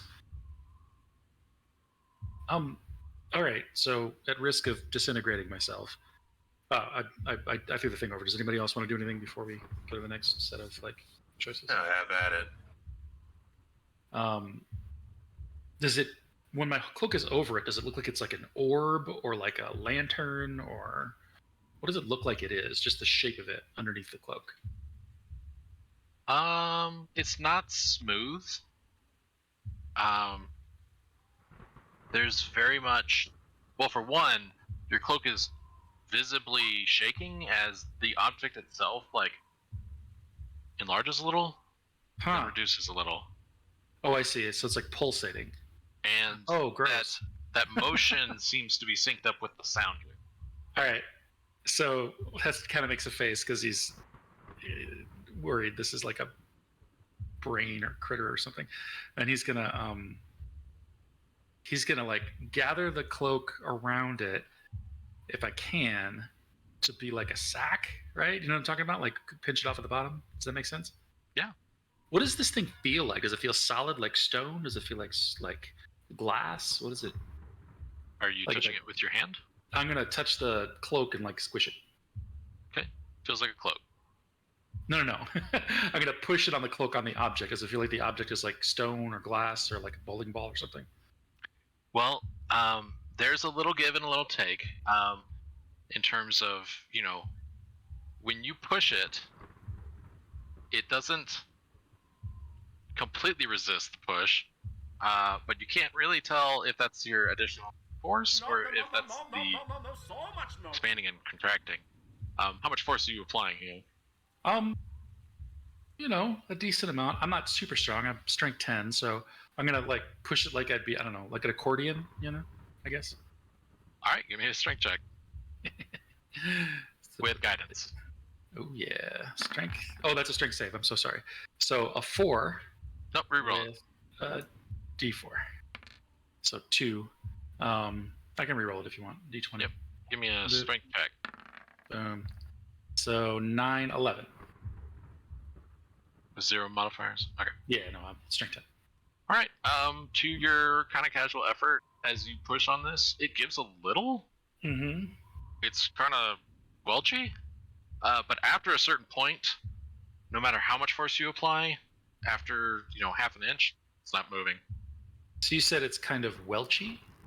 Squelchy. Oh, gross. Can me and Umo try? Sure. Sure.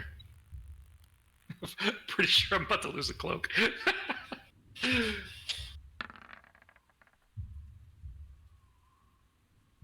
That would be strength checks for y'all. Anybody that wants to try and move it. I'll try first, unless someone wants to try first. You both can. I'll give it a go.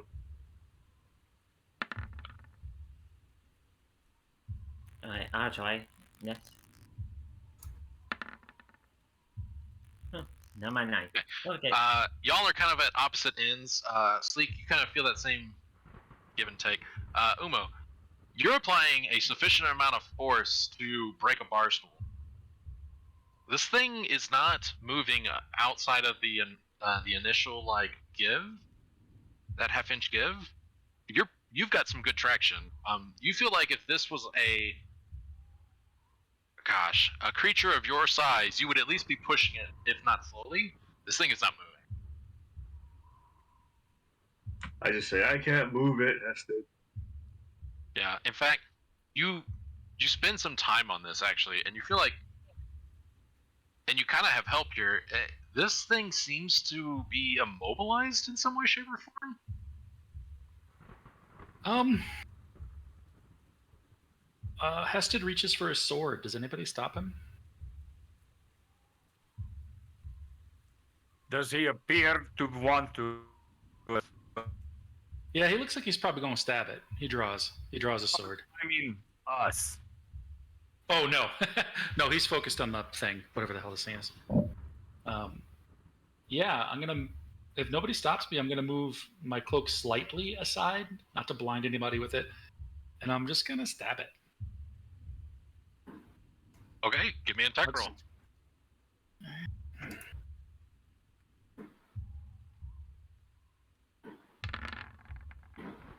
25. I'll hunter's mark it too if I can. Okay. I can't say that after the attack roll, though. I have to say it beforehand. Sorry. No, you're fine to do that. Well, you're right. You can't. So you definitely hit. You definitely pierce your cloak. Yeah. You definitely. No, I want to move. Okay, cool. Was it okay for me to have like made a little slit, like just pulled my cloak slightly aside without blinding everybody and stab it, or no?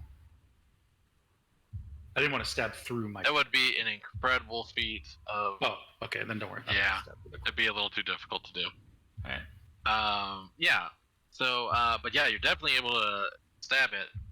You hear the pulse go from boom boom to boom boom boom boom boom boom. You pull your weapon back, and it's got this green residue on it that seems to drip off the blade onto the ground in a liquid type fashion. You notice that like it kind of rotates a little bit and starts to like hover or start slowly sinking towards the ground. Yeah, I guess I'm just gonna. And you have Dread Ambusher, so you can attack again. Yeah, I'm gonna shiv it like a prison yard. As everybody needs to roll a nit. No. Okay. Oh man. I figured that was gonna be it. Hang on a second. Short sword. Second attack is a 15. So yeah, and with that, you hear and like literally there is a small arcane explosion localized to the 5 feet space in front of you, and the green light dissipates. Your cloak's a little tattered after your 2 attacks, but it's no longer being suspended by anything. You're able to pick it up, and it's in this pool of green liquid. Yeah, I'm gonna like pull my cloak off of whatever the object was. You now have a green soaked liquid cape. What is on the ground though? Is it like slime or is it? It's a lot like slime. I hope that was the right choice. I say. Where's Orion? Anybody see him go anywhere? No. All right. Well, let's head back down. I gingerly step over and around the green dude. Hested leaves the cloak. He's like, that's a full loss. Let's see. So while that was going on, I guess everybody all together. Orion, are you just moving your token for convenience? You're still with the party? No, they were taking too long. I wanted to go explore the other rooms. Okay. Again. So give me. Let's see. So you want to investigate the room you're in? Yeah, I'm still looking for this conch. Okay. So you're looking for that specifically. I think we already did a roll in that. That was in the altar room. That was in the altar room. You're right. Okay, yeah. Go ahead and give me either investigation or perception. Okay. You take a fine-tooth comb approach to this room. You don't believe what your party members said. You're going to check very thoroughly. So let's see.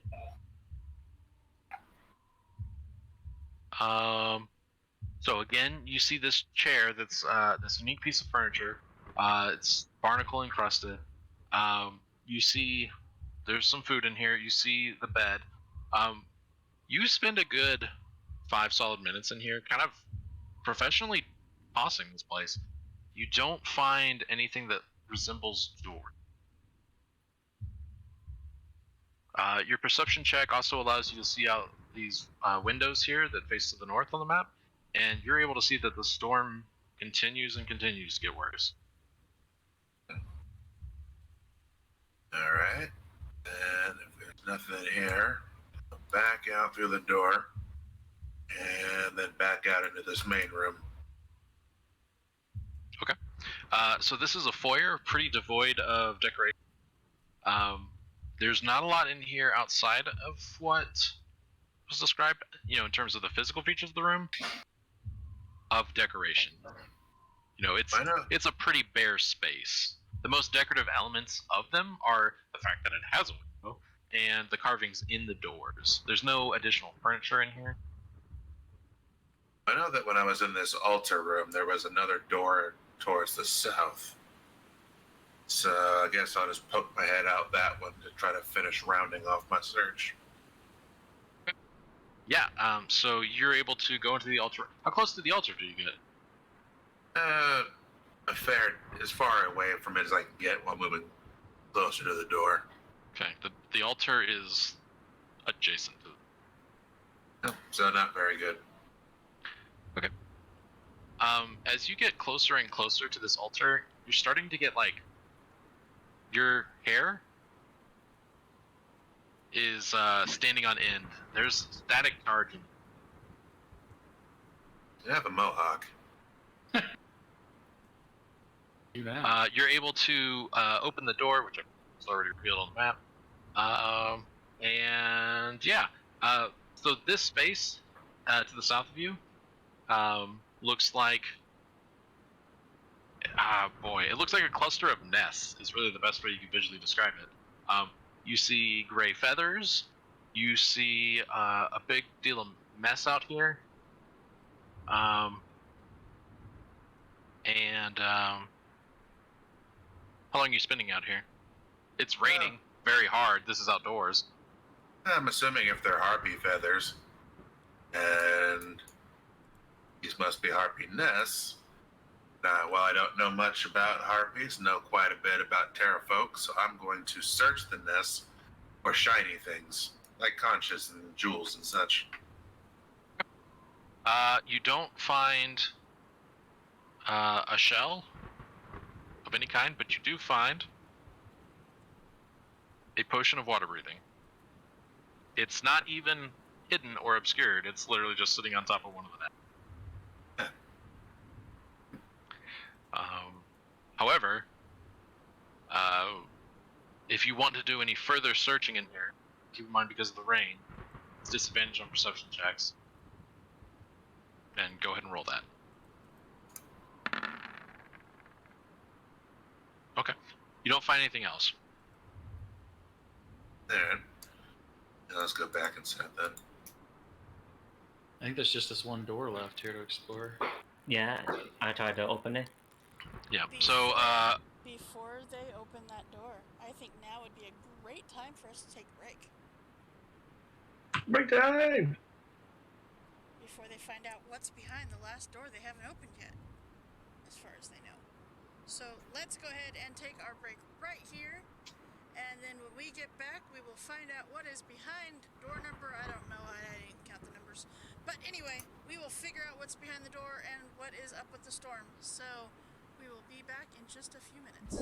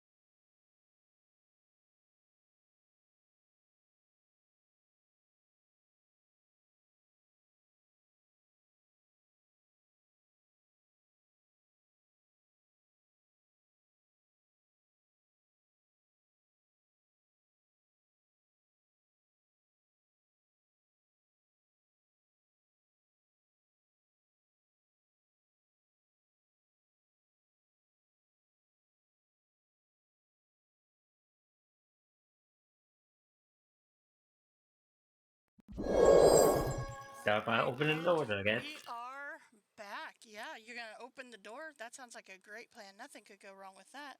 I'm gonna eat some berries before we go through here, because Oh, just in okay. case. Just shove a handful of berries in my mouth. Ryan, I would say after all your solo exploring, that you're about at you're about at the foyer area. Yeah, Kind of I at mean, the if base of the stairs. there's nothing else down here, I'll go back upstairs. Are we back? Yep, you are. Okay, cool. I'm good broadcaster. Okay, here we go. Meet more. You're good. All right. Hesta, did you do some berry stuff? I did. I ate a handful of good berries. Okie doke. Yeah. All right. So what are y'all doing? You guys are still up here? Yeah. I killed whatever that thing was. I don't know what it was. It was gross. I found a potion. Cool. Go ahead and kick it open, Sleek. Let's see what's in there.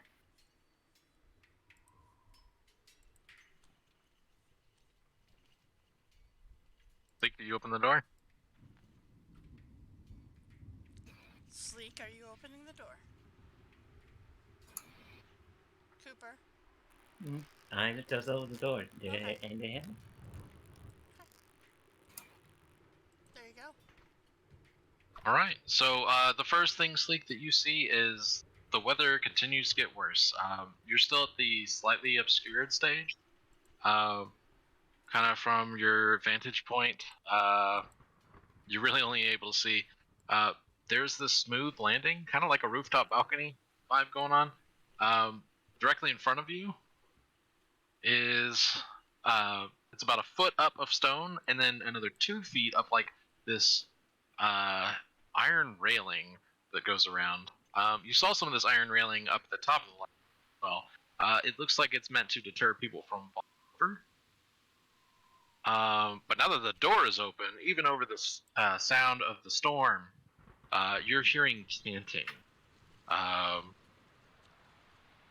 Gathiki Tautalos! Gathiki Tautalos! You also, from your vantage point, catch the elongated claws of 2 of the female warriors that you've had several run-ins with.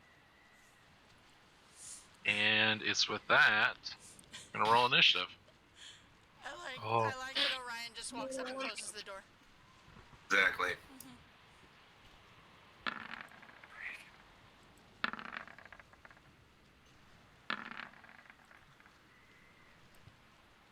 Orion, you also have advantage. Initiative? Oh, that's awful. Yes. I gave you Vigilant Destiny or something. I can't remember. Vigilant Blessing. And keep the 20, I guess. I'll take 20.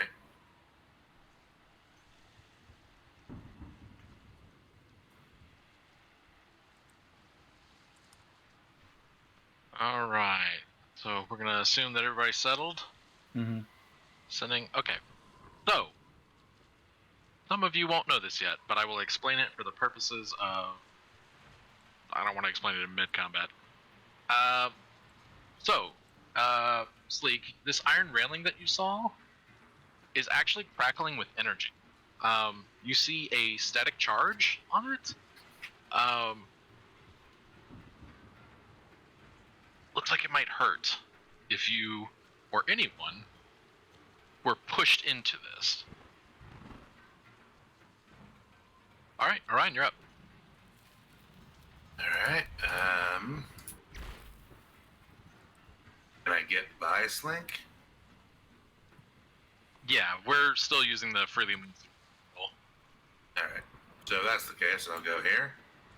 And Freely move through allies roll. right.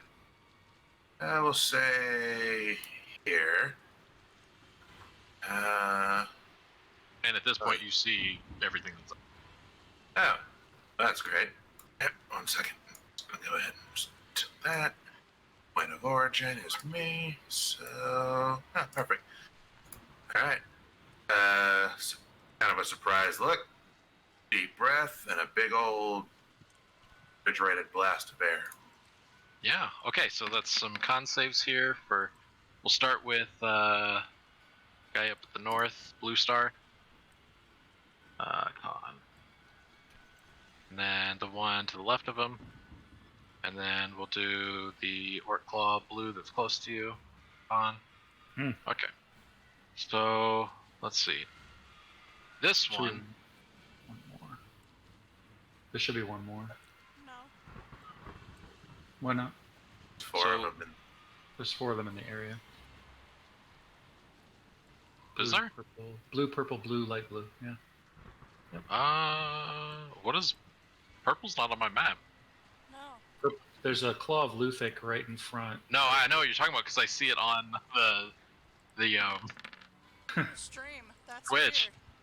weird. There isn't a creature on my map. Do we? What on earth? That's weird. There is one. Reload the Twitch map. See if it updates. Okay. That's interesting. Just a second.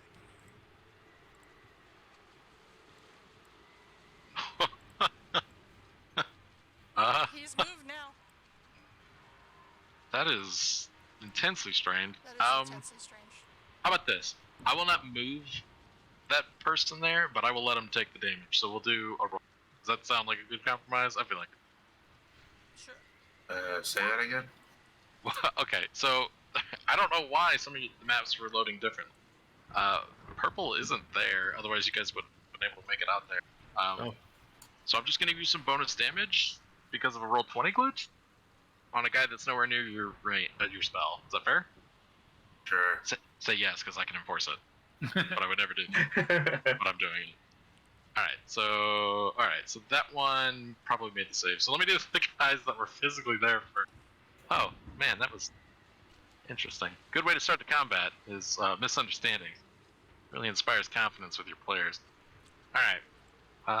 So again, 5.5. Susan, can you give Blue Star the restrain? Yep. Thank you. Blue passed. Still takes a -5. And then purple mysteriously took some damage. But So still could you made the save. ping the map where purple is standing, or do we not see them? Right there. Okay, great. Cool. So here's the question, Heston. Do you currently see a token right here? I do now. I didn't before. Yeah, you do now. Okay. Thank you, Roll20. You're great. Yeah, okay. So sorry about that, Ryan. Anything else, Ryan? Move here. I'll take the op attack. It's fun. Okay.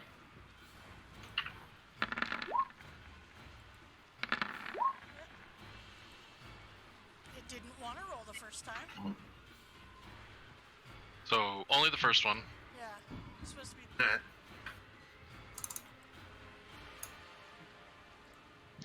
All right. So that's it. You. All right. It looks like. Hested, Yeah. your dex modifier, I'm sure, is higher than this. Get the +4. Yeah. Why don't we have you go before them? Is this one visible to me right now for my current No. position? Okay. You don't, from your current angle, you don't even realize it. You Do I hear see them. anybody? Nobody, huh? Yeah, you're not gonna have visibility on anybody. It's here-ish. Man. You can see Orion if you step where Sleek is. Yeah, that doesn't really help. I didn't say it would help you. I'm just saying you can see him from there. When I get into sleek space, what do I see any enemies? Can I see? Like space is kind of obstructing your ability to see out. I'm giving you guys the ability to move through people, but I don't want to. No, I know. I just don't want to invoke a bunch of attacks of opportunity and then not be able to shoot. So, so what I would like to do, I guess, is,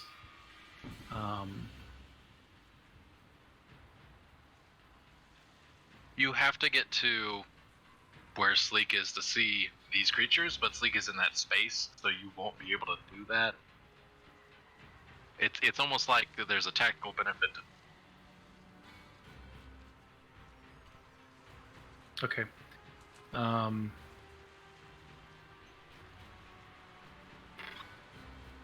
Yeah, I guess I'll go 5 through the door, 10. This guy on my left. 15. I see the shaman here. Yep. From this point, you can see everybody that's damaged, the electric fence. 20. Man, there's nowhere good to go. Nope.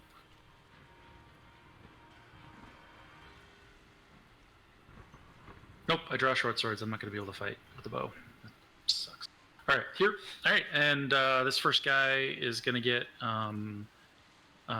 bonus action hunter. No. Yeah, bonus action hunter's mark.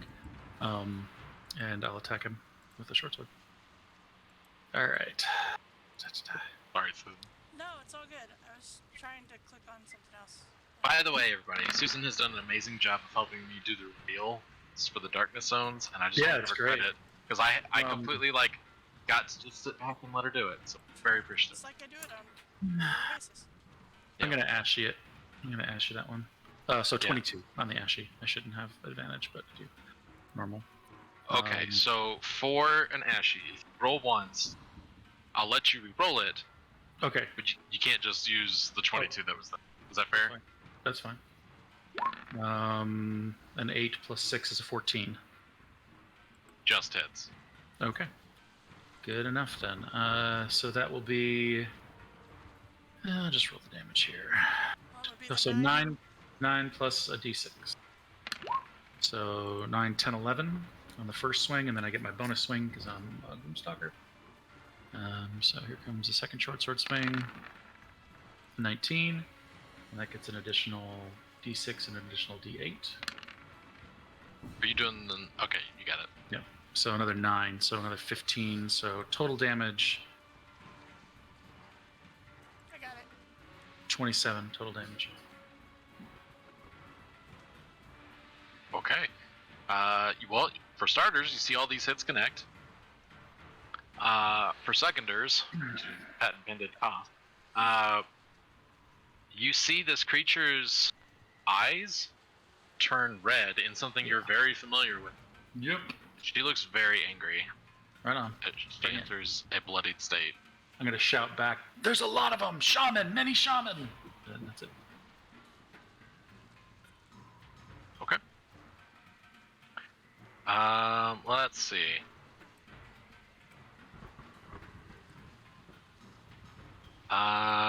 This one's gonna cast what you recognize as Bless onto quite a few of them.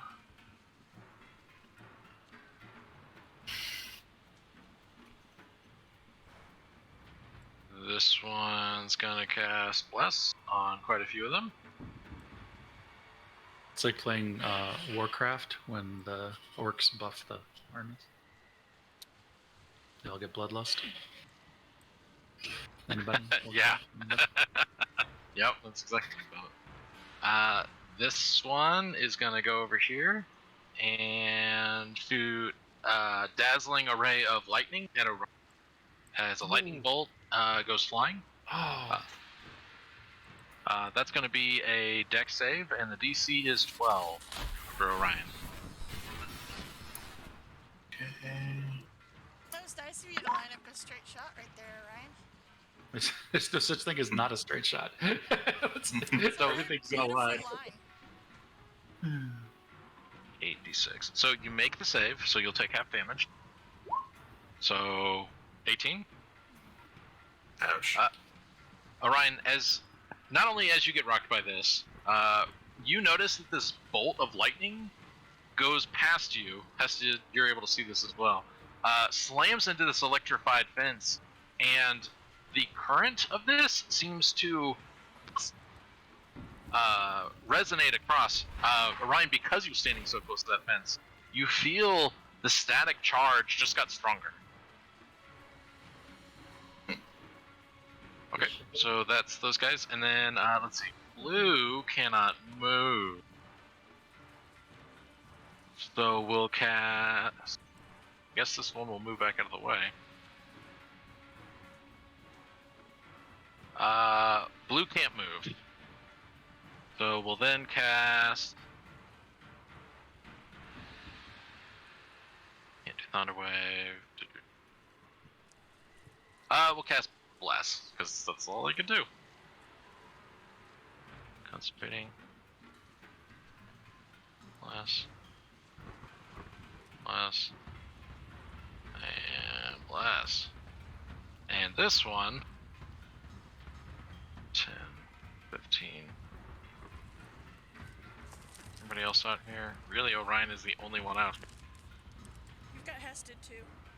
Yeah, Hested's out there, tangling with this guy. Right, so we'll do a diagonal shot here at Hested with the same... Oh, you know what? Never mind. 2, 3. We'll come up here and move between the two of you. Face Orion. Well, nope. We'll face Hested and lightning bolt through the door. Yep. I will cast Invisible Absorb Elements as a reaction. Yep. Everybody give me let's see, it's really only Hested. Sleek, you would have some cover here, and I think with dex saves you get a benefit. Maybe a +2?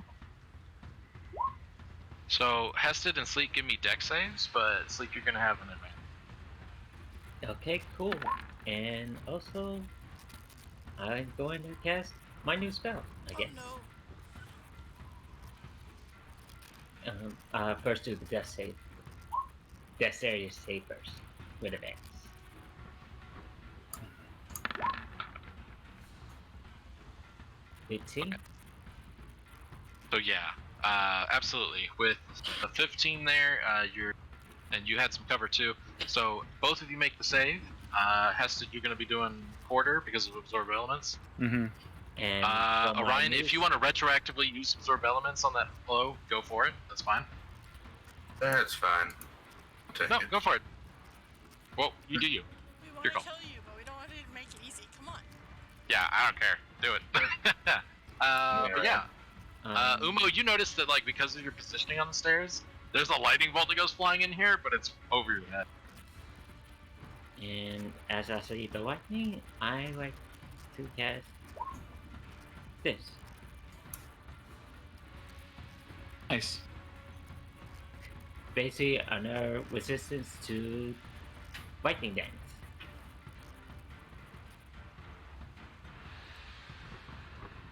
That's an upgrade to the Cooper bullshit.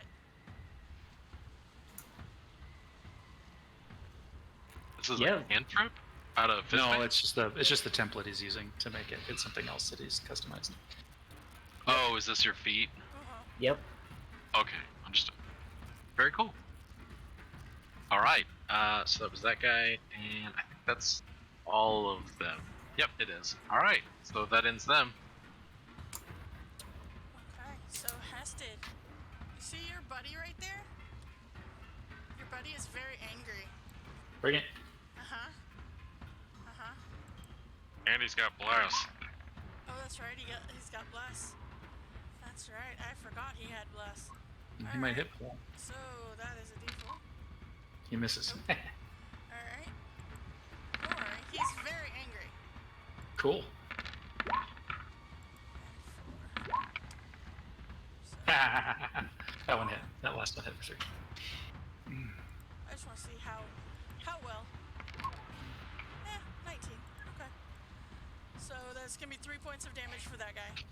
Yep. Trying to fend him off as I draw my second sword. But you see these others come around. Actually, where it was. There, and you see another one come around the corner there. And I should have done this before. This would have been good before, but that's alright. Because one is going to cast, red is going to cast Guiding Bolt at you. At me? That Hested? Okay. Nice Who's natural casting? 20 right there. This That's red. this Yep. has a guiding bolt. All right. Cool. They do. 18 hits. So. Okay. Let's see here. They are going to.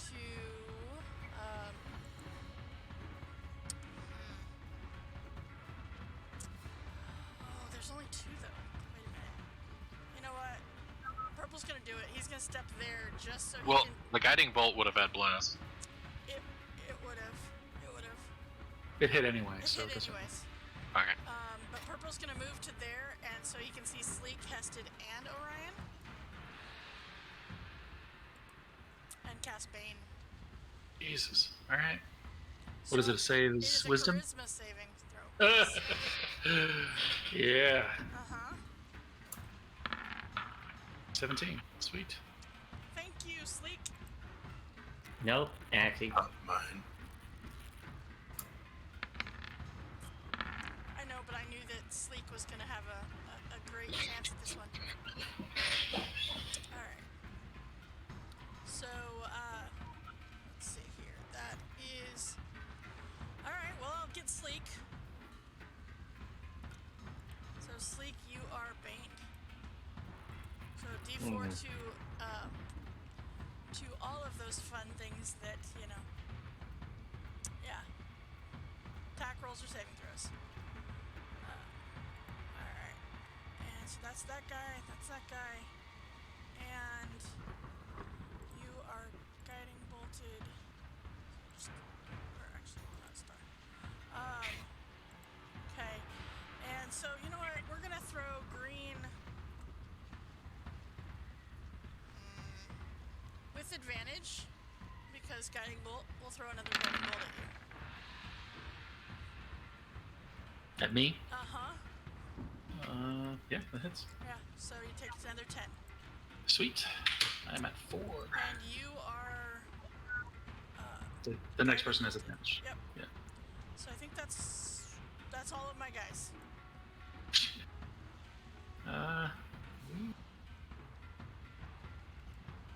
Yep. That's all of All right. So with that, it's Sleek's turn, and yep. Alright, well, I'll start wasting, I guess. Another spell? As a bonus action. And let's see what I got this time. I got Force Axe. Wait, Oh, that's a good one. No, it's not my Force Axe. This is something different. This is Force Counter. Wow, Yep. That's a good one. that is a good one.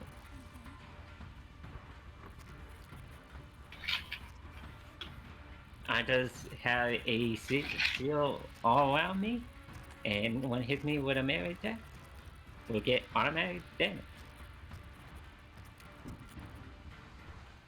Wait, it don't have to be a melee attack, it just has to be an attack. Yep. Attack roll. Attack roll. That's even better. Cause I told you we shouldn't let Cooper have bullshit. If I didn't like Cooper so much, I'd be concerned about letting him into game side. Agreed. Agreed. I will go over here and attack Popo.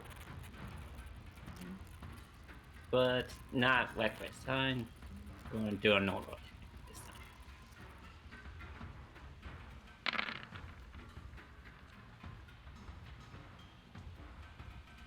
Okay, that won't hit because you are Bane. Yep. D4. Well, what's the D4? It doesn't matter. Whatever you get is going to be below his armor class.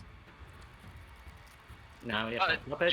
You can do stuff if you'd like. Yeah, that's why I asked him. What's the D4 first? Okay, we'll go ahead and roll the d4. You would roll it yourself. So you've rolled a 13. You just barely missed. Okay, connects. Alright. 11 damage to Popo, and can I get a con save? No. Cannot. It's fun to just tell him no. Was purple the one that's concentrating? No. Well, that's it. What I was forgot that? to I forgot to put the concentration icon up. Whichever one cast Bane. Was it purple or was it red? Probably It was purple. I think actually purple. It was purple. So yeah, they had to get into range, Yep, so that makes yep. sense. it was purple. Well, that's the end of my turn.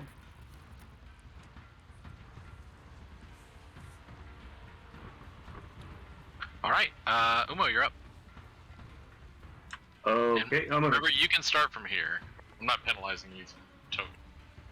Oh, okay. I'm gonna run by Ops and say, Estes said there's shawarma in the room. I want chicken.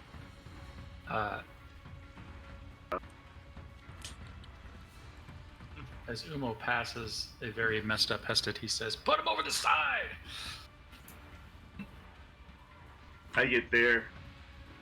Yep. And then I see. You notice that one of those creatures didn't even try to attack you. I'm like, what? And then I just see like the whole thing. So I move, and then you hear me. I instantly like go into rage. Oh, and take them all out. As you do. In one fell swoop. I can't. Well, is that an action? This Them is all? what I am talking about. Your rage is a bonus action, so you still have your action. Ooh, okay. I'm gonna try to hit purple in the left field up against this wall. Okay. Well, so you would know that simply attacking them is not going to knock them into the fence or move them. There are mechanics like shove or forced movement effects that do that.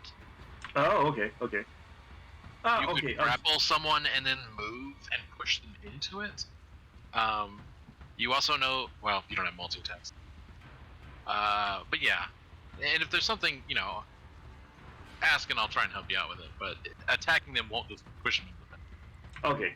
I'm just gonna take a maul swing on it there. Okay.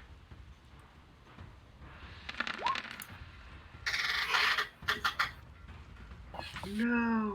Now remember, most of you still have DM Inspiration session. Oh yeah. Okay. Team inspirations. Come on. Reroll it. Wait, that's the wrong one. Sorry. Dagger. There it is. Well, that'll definitely connect. Let's see. Susan, I'll let you do. So you have the HP modifications and stuff for them. Yep. You got the con save. Yep. Yep. Cool. Oh wait, did we add a race bonus? I don't know. Did you add your rage bonus? No. That's too bad that that's a thing, huh? That's a button. It's a button. Okay, That's my turn. use That's your everything. button. All right. Ops, you're up. And remember, Ops, you can start from here, 3 movement. So, I suppose this is some kind of opponent of some sort. It is. Yes. This looks like a female orc with long claws that you encountered. I will move here to where I am and use an action to channel divinity. Okay, pretty. Beautiful. She is my new love. And I will channel Twilight Sanctuary. That's a 30-foot radius about me. Cool. And go ahead and do your roll for your temp HP. Okay, that's let's see, it's 1d6. And we added a button for you in your sheet. Yep. Oh, you did? We did. Well, it's not a button. It's if you look on your character sheet on the first page, maybe near the bottom, Twilight Sanctuary. Or you can roll a d6 and add your level. I don't care. Where is it? Oh, here. There you go. Hey, that looks like a max roll. Yep. That looks like the kind of comeback that y'all benefit from. Yeah. This is good. And then for the other thing, bonus action, I will spiritual weapon. Yep, absolutely. I suppose had- something close by. This one, right? Is turtle? No, this is turtle. No, this is turtle. Yeah. Yeah. So attacking Umo, go for it. No. Yes. Let me drag indicator onto. You see in your immediate surroundings that blue looks bloodied, purple looks damaged, blue star looks slightly damaged, red doesn't look like it's been hit at all. Okay, And but then I will attack one of these with it. Perhaps this one.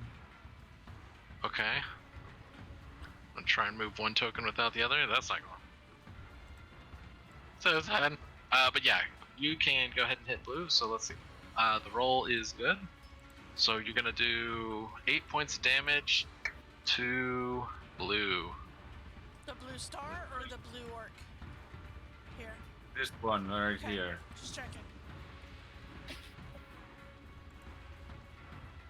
What happened here? Did we merge two tokens? No.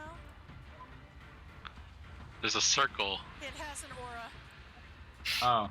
Oh. So that it's on white backgrounds, it is viewable. Oh, okay, gotcha. A good turn by Ops. Anything else for you? That's it. All right, Ryan, you're up. Alright, I'm gonna back up to here. I'll take the op attacks, it's fine. Okay. You notice Blue Star doesn't even attempt to hit you.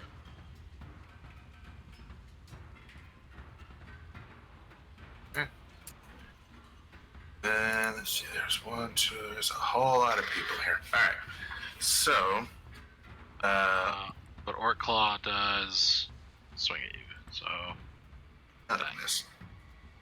Too nimble. Alright, so the scales on Orion's chest are going to start huffing, turning almost an orangish red, and for the first time, he's going to target the bloodied one here, purple one, and the blue star. Open his mouth and spit out 3 big old rays of fire. So that's the bloody blue one. Do the other one. And then the third. okay, I'm gonna assume you started north and went south. So Right. first one connects, second one connects, third one does not.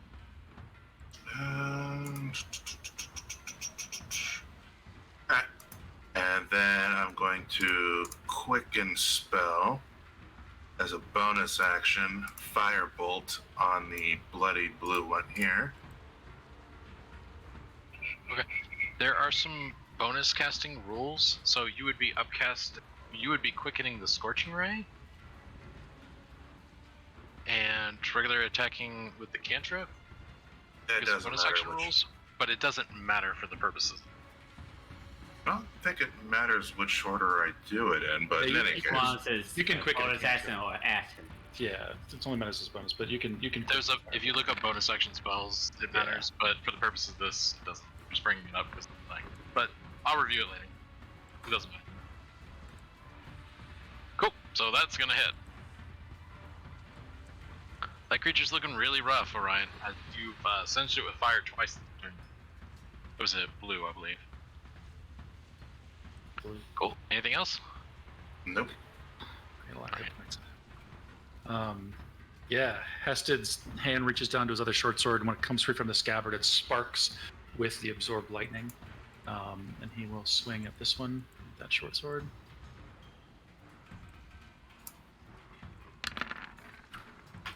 For 9 piercing plus 2d6. 1d6 lightning. So this is the lightning damage, just in case that matters. And then Hunter's Mark. So total of 15 piercing, or 15 damage total, rather. Yeah, with that, that creature, with its blood red eyes, seems like a little bit too much blood comes out of its eye as it crumbles to the ground. My bonus action attack will go on this one. Actually, for a bonus action, I'll just transfer Hunter's Mark to this one. Here, to Blue Star. Oh, and I get Put a 10 little bonus hit icon on points it. at this. Do I get 10 bonus at the start of my turn or 10 bonus hit points at the end of my turn? End. End. Yep, I'm gonna step in here. Okay, so you know that if you move, you have 4 hit points, and then at the end of your movement, then you get temp. But you understand this ability. You've worked I with wouldn't Pops stand there. enough. Yeah, I guess I'm just gonna transfer Hunter's Mark to that guy and call it a day. You can show me 1 square north or something. Nope, I want to stay by the doorway. Alright. Okay, let's see. Well, let's go north to south.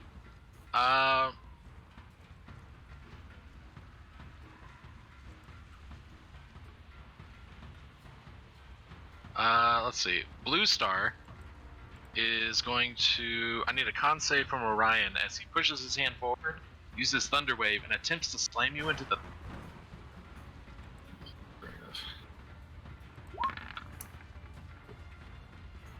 Okay. You do not get pushed back into the fence. You steel yourself and you're resolved. The DC was 12. Let me see. Is that 2d8?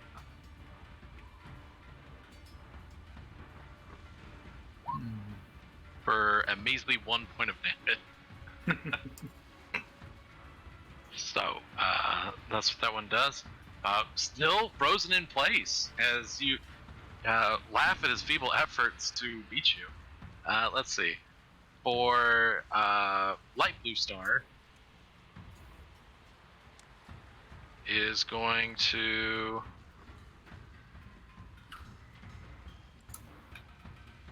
See, this one's not concentrating, so it uses lightning, obviously. Is going to Thunder Wave towards Hested and towards Op. So con saves from the two of you. DC 12, please.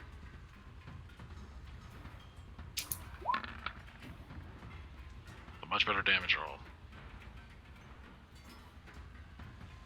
Okay.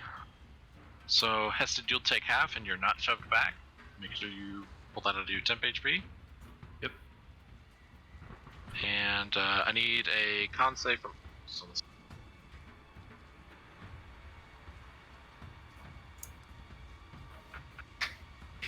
And that will end his turn. So let's see, moving on to the next one. We got some down here on the south end. Oh, we got a lot down here on the south end. This guy's gonna move here and try to push quite a few of you into the fence. Umo and Bleak and even his ally, as all is for Talos. So con saves from Umo, Sleek, and this orc.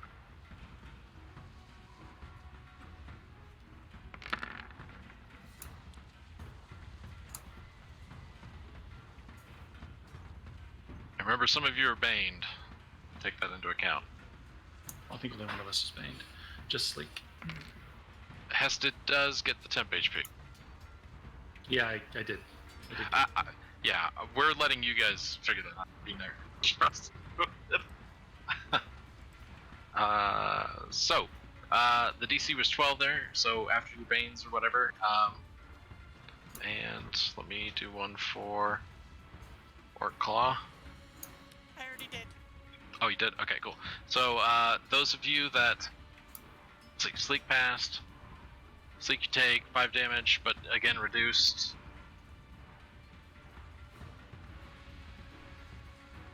Umo, so Umo had a 9. Alright, so Umo, you get pushed back into the fence. Yes? Yeah. It's forced movement, so you don't take those attacks. There's no op attack part of it. But now, because you've hit the fence, you take 2d6 lightning damage.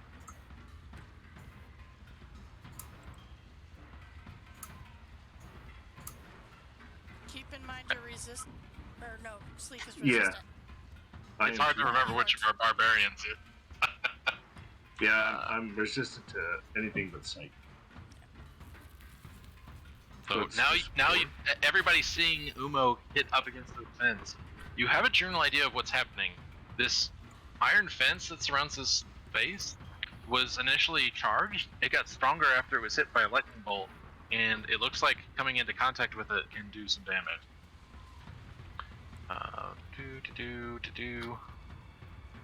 This one's gonna move up here.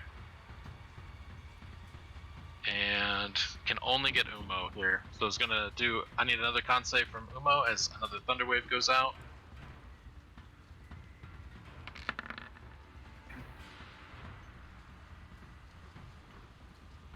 Okay, the DC here is 12. So if you made a 12 there, then you're good. Does Umo have bless? No. No, so it's just an 8. Oh, okay. Umo, take my last pup. Oh, okay. I don't want you to get knocked over the edge, you'll die. Well, you get the feeling the fence is keeping you from falling 80 feet down this pinnacle thing, which would be like 8d6, but it's also doing some lightning damage to you. Mixed blessing. Pup's a D10. Yep.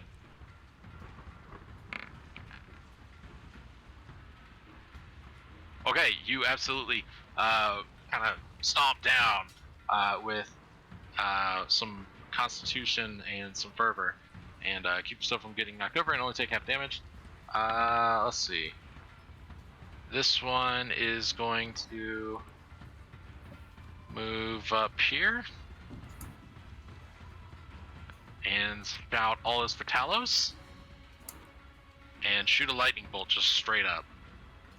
Need dexterity saves, DC 12. Who shot the lightning bolt? Orange. Orange, can you give us the 5-foot path of it? It's just straight up. Me and Orion. Yeah, anybody north of Orange. I'm not getting too complicated. Or what? So Umo and Orion, I need dexterity saving throws, please. And also, I did. Susan's got it. Yep. Yeah, advantage because danger sense. Because lightning hurts. That's true. You would. Yep, you absolutely see this. Barbarian danger sense. So give us a reroll, Umo. But also, Susan, can you uncheck bless from a sheet? Yep. Orion, you're good. Well, you'll save. Okay. Umo, you will save with a 14. But let's go ahead and roll that damage. And again, you see as the lightning slams into the fence, it once more increases in intensity. And this guy will move back a bit. And I think that's all of them. So, Orc Claws. Kind of bad luck that they're all going back to back. Too. What's that?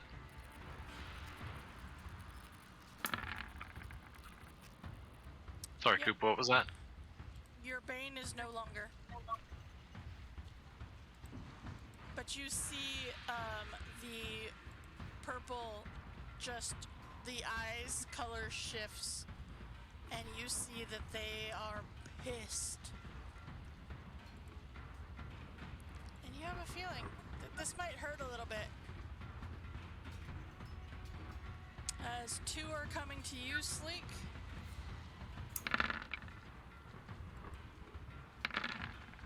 It might hurt. It might. The second 2 are going to Umo. Apparently likes to hit Both Umo hit. better. Now probably because the second one, it got hurt. Uh-huh. Give me your damage there, Coop. Full 6. Okay. It is barely standing. It's a good thing it didn't get hit. You didn't get both hits on you then. Alright, so keep in mind, barbarians, that is half damage. Alright, so this guy does not like that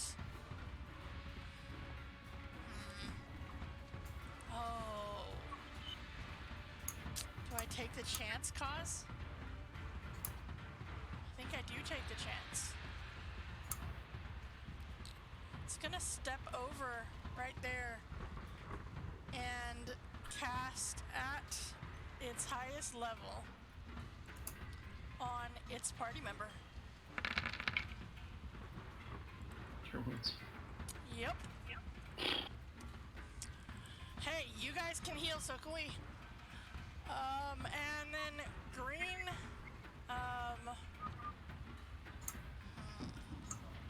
let's see.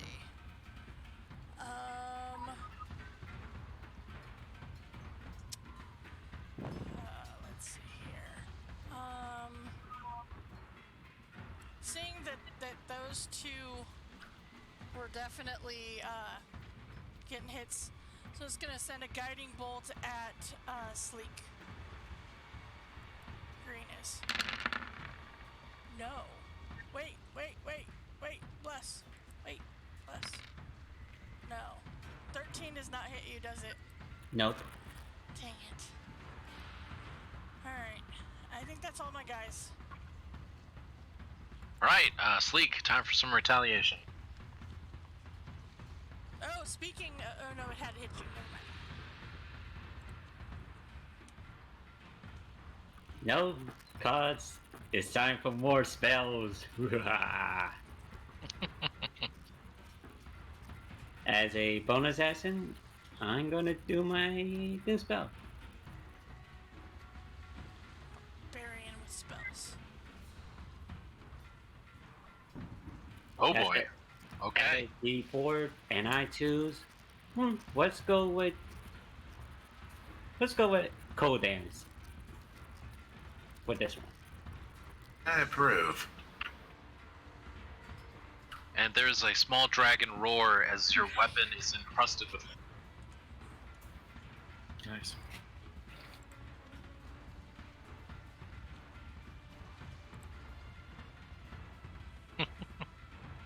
you still got your action, Sleek. That's Yep, fair. and I'm going to attack the one that got healed. Hopefully to take that away. Yeah, that one is looking really, really rough.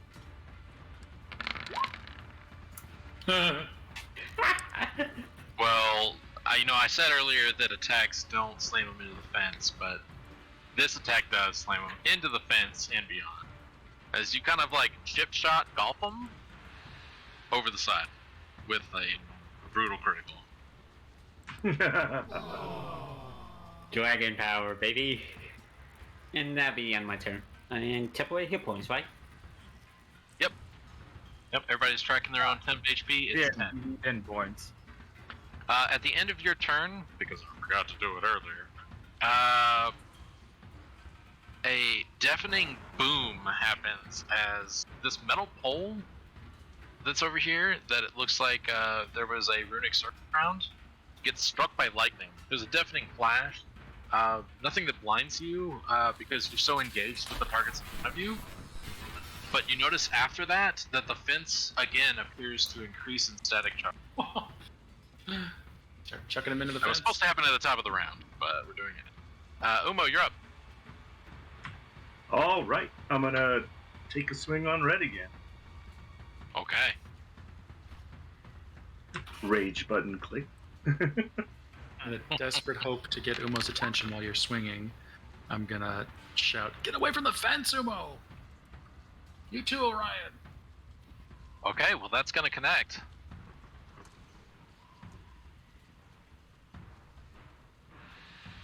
And I can't shove as a bonus action. Right? There's feats that are take it, but if you don't have them, No, I don't. you can shove to replace one of your actions. I actually heard tested, so I'm gonna move right there. Right, yeah, you shimmy around. Shimmy around. Cool. That's it. Alright, with action, I will be doing this thing. I am looking for spell template. The only one I What think are you looking is for? a 20-foot diameter. That's not 20 feet. No, what spell are you looking for? Oh, it is silence. Ah, It's a 20-foot radius, not diameter. Oh, it's huge.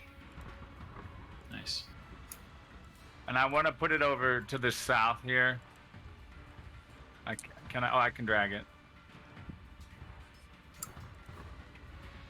I want to cast it here. So these.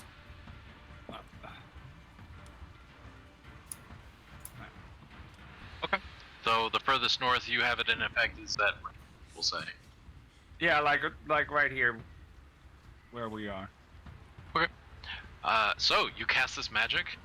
You see everybody within the scope of it is immediately confused. Like, they were in the middle of pretty much a raging storm, and nothing. You see quite a few of them just turn to each other, including Uma. Maybe Uma. And, say a couple of things, and then just no sound. You also know that that thunder damage doesn't work in a zone of silence. Right. But you might be the only one that knows that. And it's also hard for them to cast these spells. Yeah, right. Just kicking out of woods. Now, you haven't used this move before with this current party, so depending on their experience with spells, they may not know all these things about it, or even what you did. Anything else you're doing? Yes, for bonus action, I will be attacking this one with the spiritual weapon. Okay, go for it. Let's see. You now know their AC is 13. Nice. Well, and you know 24 is higher than 13. Yeah. Great damage. Yep, so absolutely. This guy's surprised by the heft of spirituality. Any movement, or are you good? I will move to stand here to prevent them from moving outside of zone. You notice that you are now unable to hear things as you have moved into a zone of your own construction. You are concentrating. Yeah, and I am concentrating. I'm trying to get. It's hard. It's very hard for me to click my thing now because the token. There you go. Right, I moved it to the back. Yeah, the token, the spell template is preventing me from clicking my token. I sent it to the back, so hopefully you get a concentration token. And you notice the one you move away from you doesn't let it attack you at all, so you're good. Ryan, you're up. Alright, gonna use... hit his chest a few more times. Spit out a little more fire towards the blue star, the red circle, and the gold star, in that order.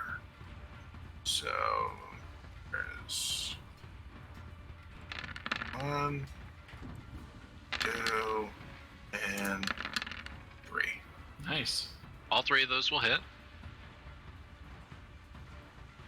Actually, I am not moving into that. I would not have moved there. Sorry.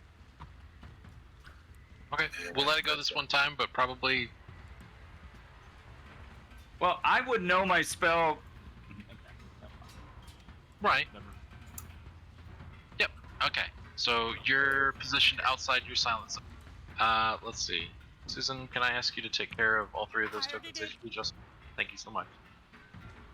And also, I'm sorry for telling you things you're already doing. That's how good you are. Praise be to Susan. Alright. So yeah, after you, in the middle of a, pretty intense storm, managed to combust quite a few targets here, Ryan, taking some cover. I'll assume that's it, unless you tell me otherwise. Heston, you're up. How weak does this blue star look? Damaged. Okay. And hunters marked. Are they bloodied? They are not. Wow. All right. Well, here we go. Let's go to work. Because I don't think they could do 9 damage to me if I tried to escape. In fact, you feel that these creatures seem more hardy because they've had to weather the storm. All right, here we go. Short sword. First swing. My attack action is 10.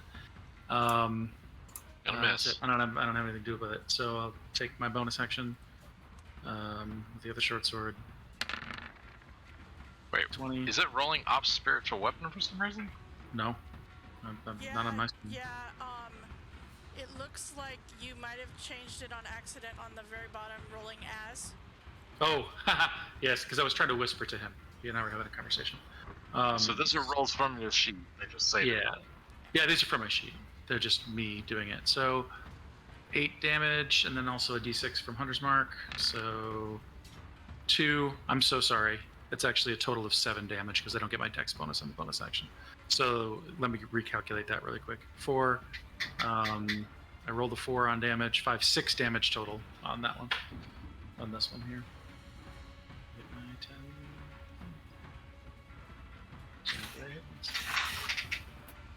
All right. Susan, do the thing. I got it. Cool. I'm not even gonna say anymore. You're in charge of the HPs. That's it. That's all I got. Okay. It looks like it did a ton of damage, but I didn't. Susan knows what it is. You did great. At the end of your turn, you notice another lightning strike down on this pole. Now, this was supposed to be at the top of the round, but yeah, I'm bad at paying attention. Anyway, so another lightning strike to this. The fence increases in intensity. Also, this guy should have been taking damage based on the fence intensity, so he needs to take like 98 damage because he's standing there like a putz the entire time. Sorry, 96. Let me roll that real quick. This guy literally stood next to a lightning pole Ow. multiple turns and takes 35 damage. Is he still alive? He's still alive. He's very, very crispy. Let's see. His blast fades. He really wasn't paying much attention, to be honest. He's like the intern, which also means the bless fades off orange star and green circle. Getting all this. You also notice ops that the lightning strikes were not affected by your silence. They seem to be natural in nature. There's that. Let me make sure. So we resolved the damage from Heston's turn. Okay, we're good. Start here. So Susan, your question is a question for you. I'm happy to do whichever. Let's it is go a to the top holiday. of the round. Okay. All right. We'll see how well they can do to get through the barbarians. All right. So Let's see if I can turn this around here. Come on. see. I don't think Blue Star is lightning. So that's what it's gonna do. Oh, Ryan, I need a dex save, please. DC 12. As Blue Star, who you've rooted, is going to just try and shove some electrical energy at you. Yeah, you make the save. Man, these guys like lightning bolts. Now, I think all of them have cast at least one, right? at this point, they now have. You had one guy that was rooted that couldn't get himself. Orange Star? No, he's not concentrating. So yeah, they all have.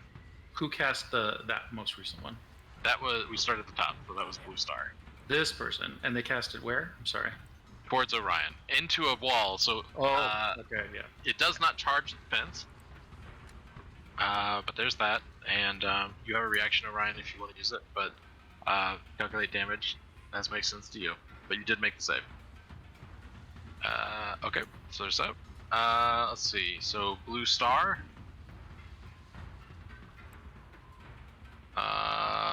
is going to move here and provoke some op attacks. Yeah, I'll take one. Yep. Ops, if you have a weapon in hand, normally you can also use a reaction if you want, They need a 14, don't they? but you might need 13. 13? Alright, so 9 plus 3, 12 points of damage on it. I typically am carrying. You have your staff out. Ups. right. and you see that Blue Star does a thunder wave, hitting the three of you back into the tower. So I need a con save, DC 20, as it attempts to shove some of you back into the stairwell. The damage is 8, half or quarter appropriately, accordingly. That's Sorry, I'm on the wrong thing. Hested Law Spirit, so I fail. I will absorb elements again, though. Yep. So get you guys do that. That's what Blue Star does. Yellow Star is going to move here. And he goes to cast this spell, and he expends the spell use, but the spell doesn't do anything. He's not capable of using the verbal components of the spell. And yellow wastes a turn, effectively. Orange goes over here, and again, Umo, you see that he faces you and goes to cast the spell you're very familiar with at this point, but nothing happens. And he looks around, looks up at you, and he's got this face of, oh, poop. That's their turns. Also forgot one. Oh, there is one at the bottom. He's going to 5, 10, 15, 5. It'll be a core stat. He does, yeah. 30. And he's going to attempt to cast Thunderwave, and it dissipates. None of them were able to get their spells off. Yes, So, the staff Claw. is your weapon.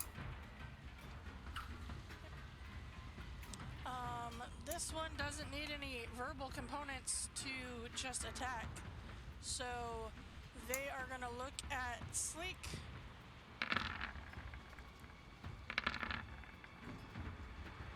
And I think the first one hits you, Sleek.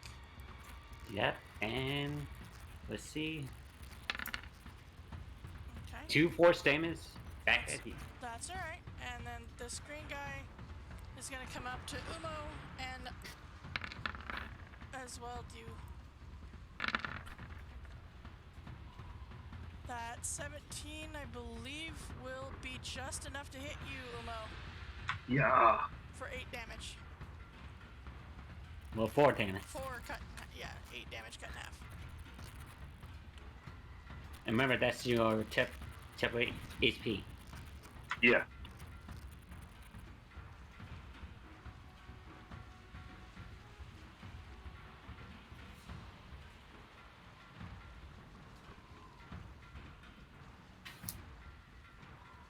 Okay.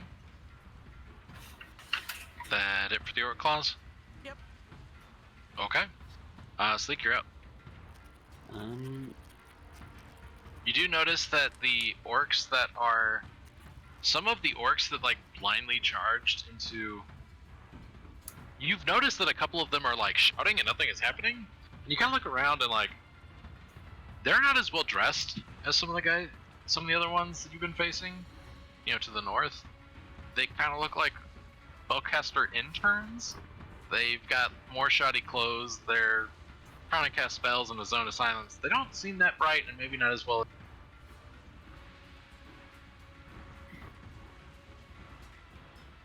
That is interesting. And I'm going to try to hit Blue.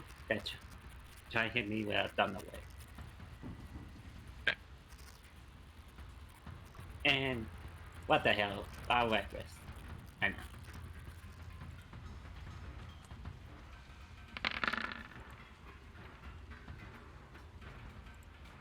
Well, that'll absolutely hit. Yeah, and so let's see.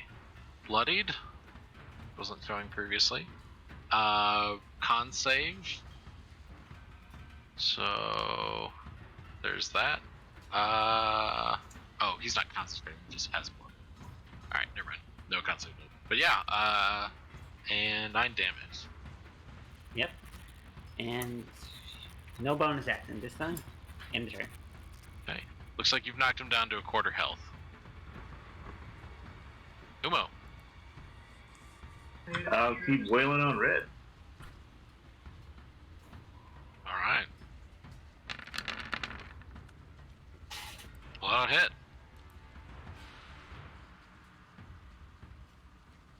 Yeah, you carve a good chunk of flesh off of this female orc. You notice the eyes go red. And yeah, I'll just stay here. That's I got one shot. Okay. Ops.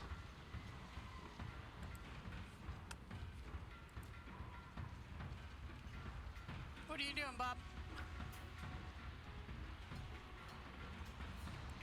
Do we lose the Bob? No, he's typing. Oh, okay.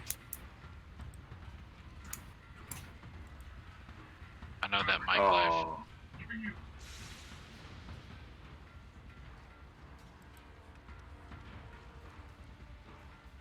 Can you hear me now? Yes. Yep. Yes. Yeah.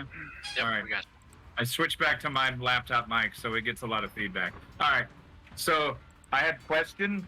Does one of these things apparently seem bigger or leader or dressed better or with crown or a cape? That's an interesting question. What's your passive? Championship belt? Championship. It's only Excellent. That's a great question. What's your passive perception? 14. 14. Okay. So, about 10 feet to the right of the lightning rod that's been continually getting struck, you're able to see kind of this very faint glowing blue magical circle. And in the middle of this glowing circle, you see a puddle of green liquid. It's roughly here-ish.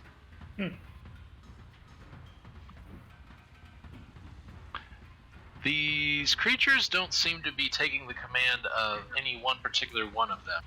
It was more of a, hey, the door is opened, they're not us, and they all rush to attack you.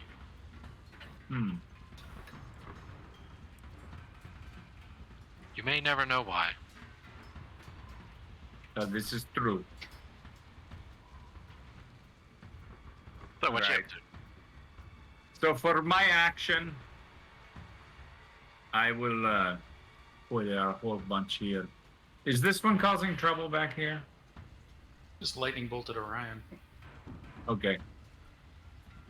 So I will turn around, throw staff 10 feet this direction.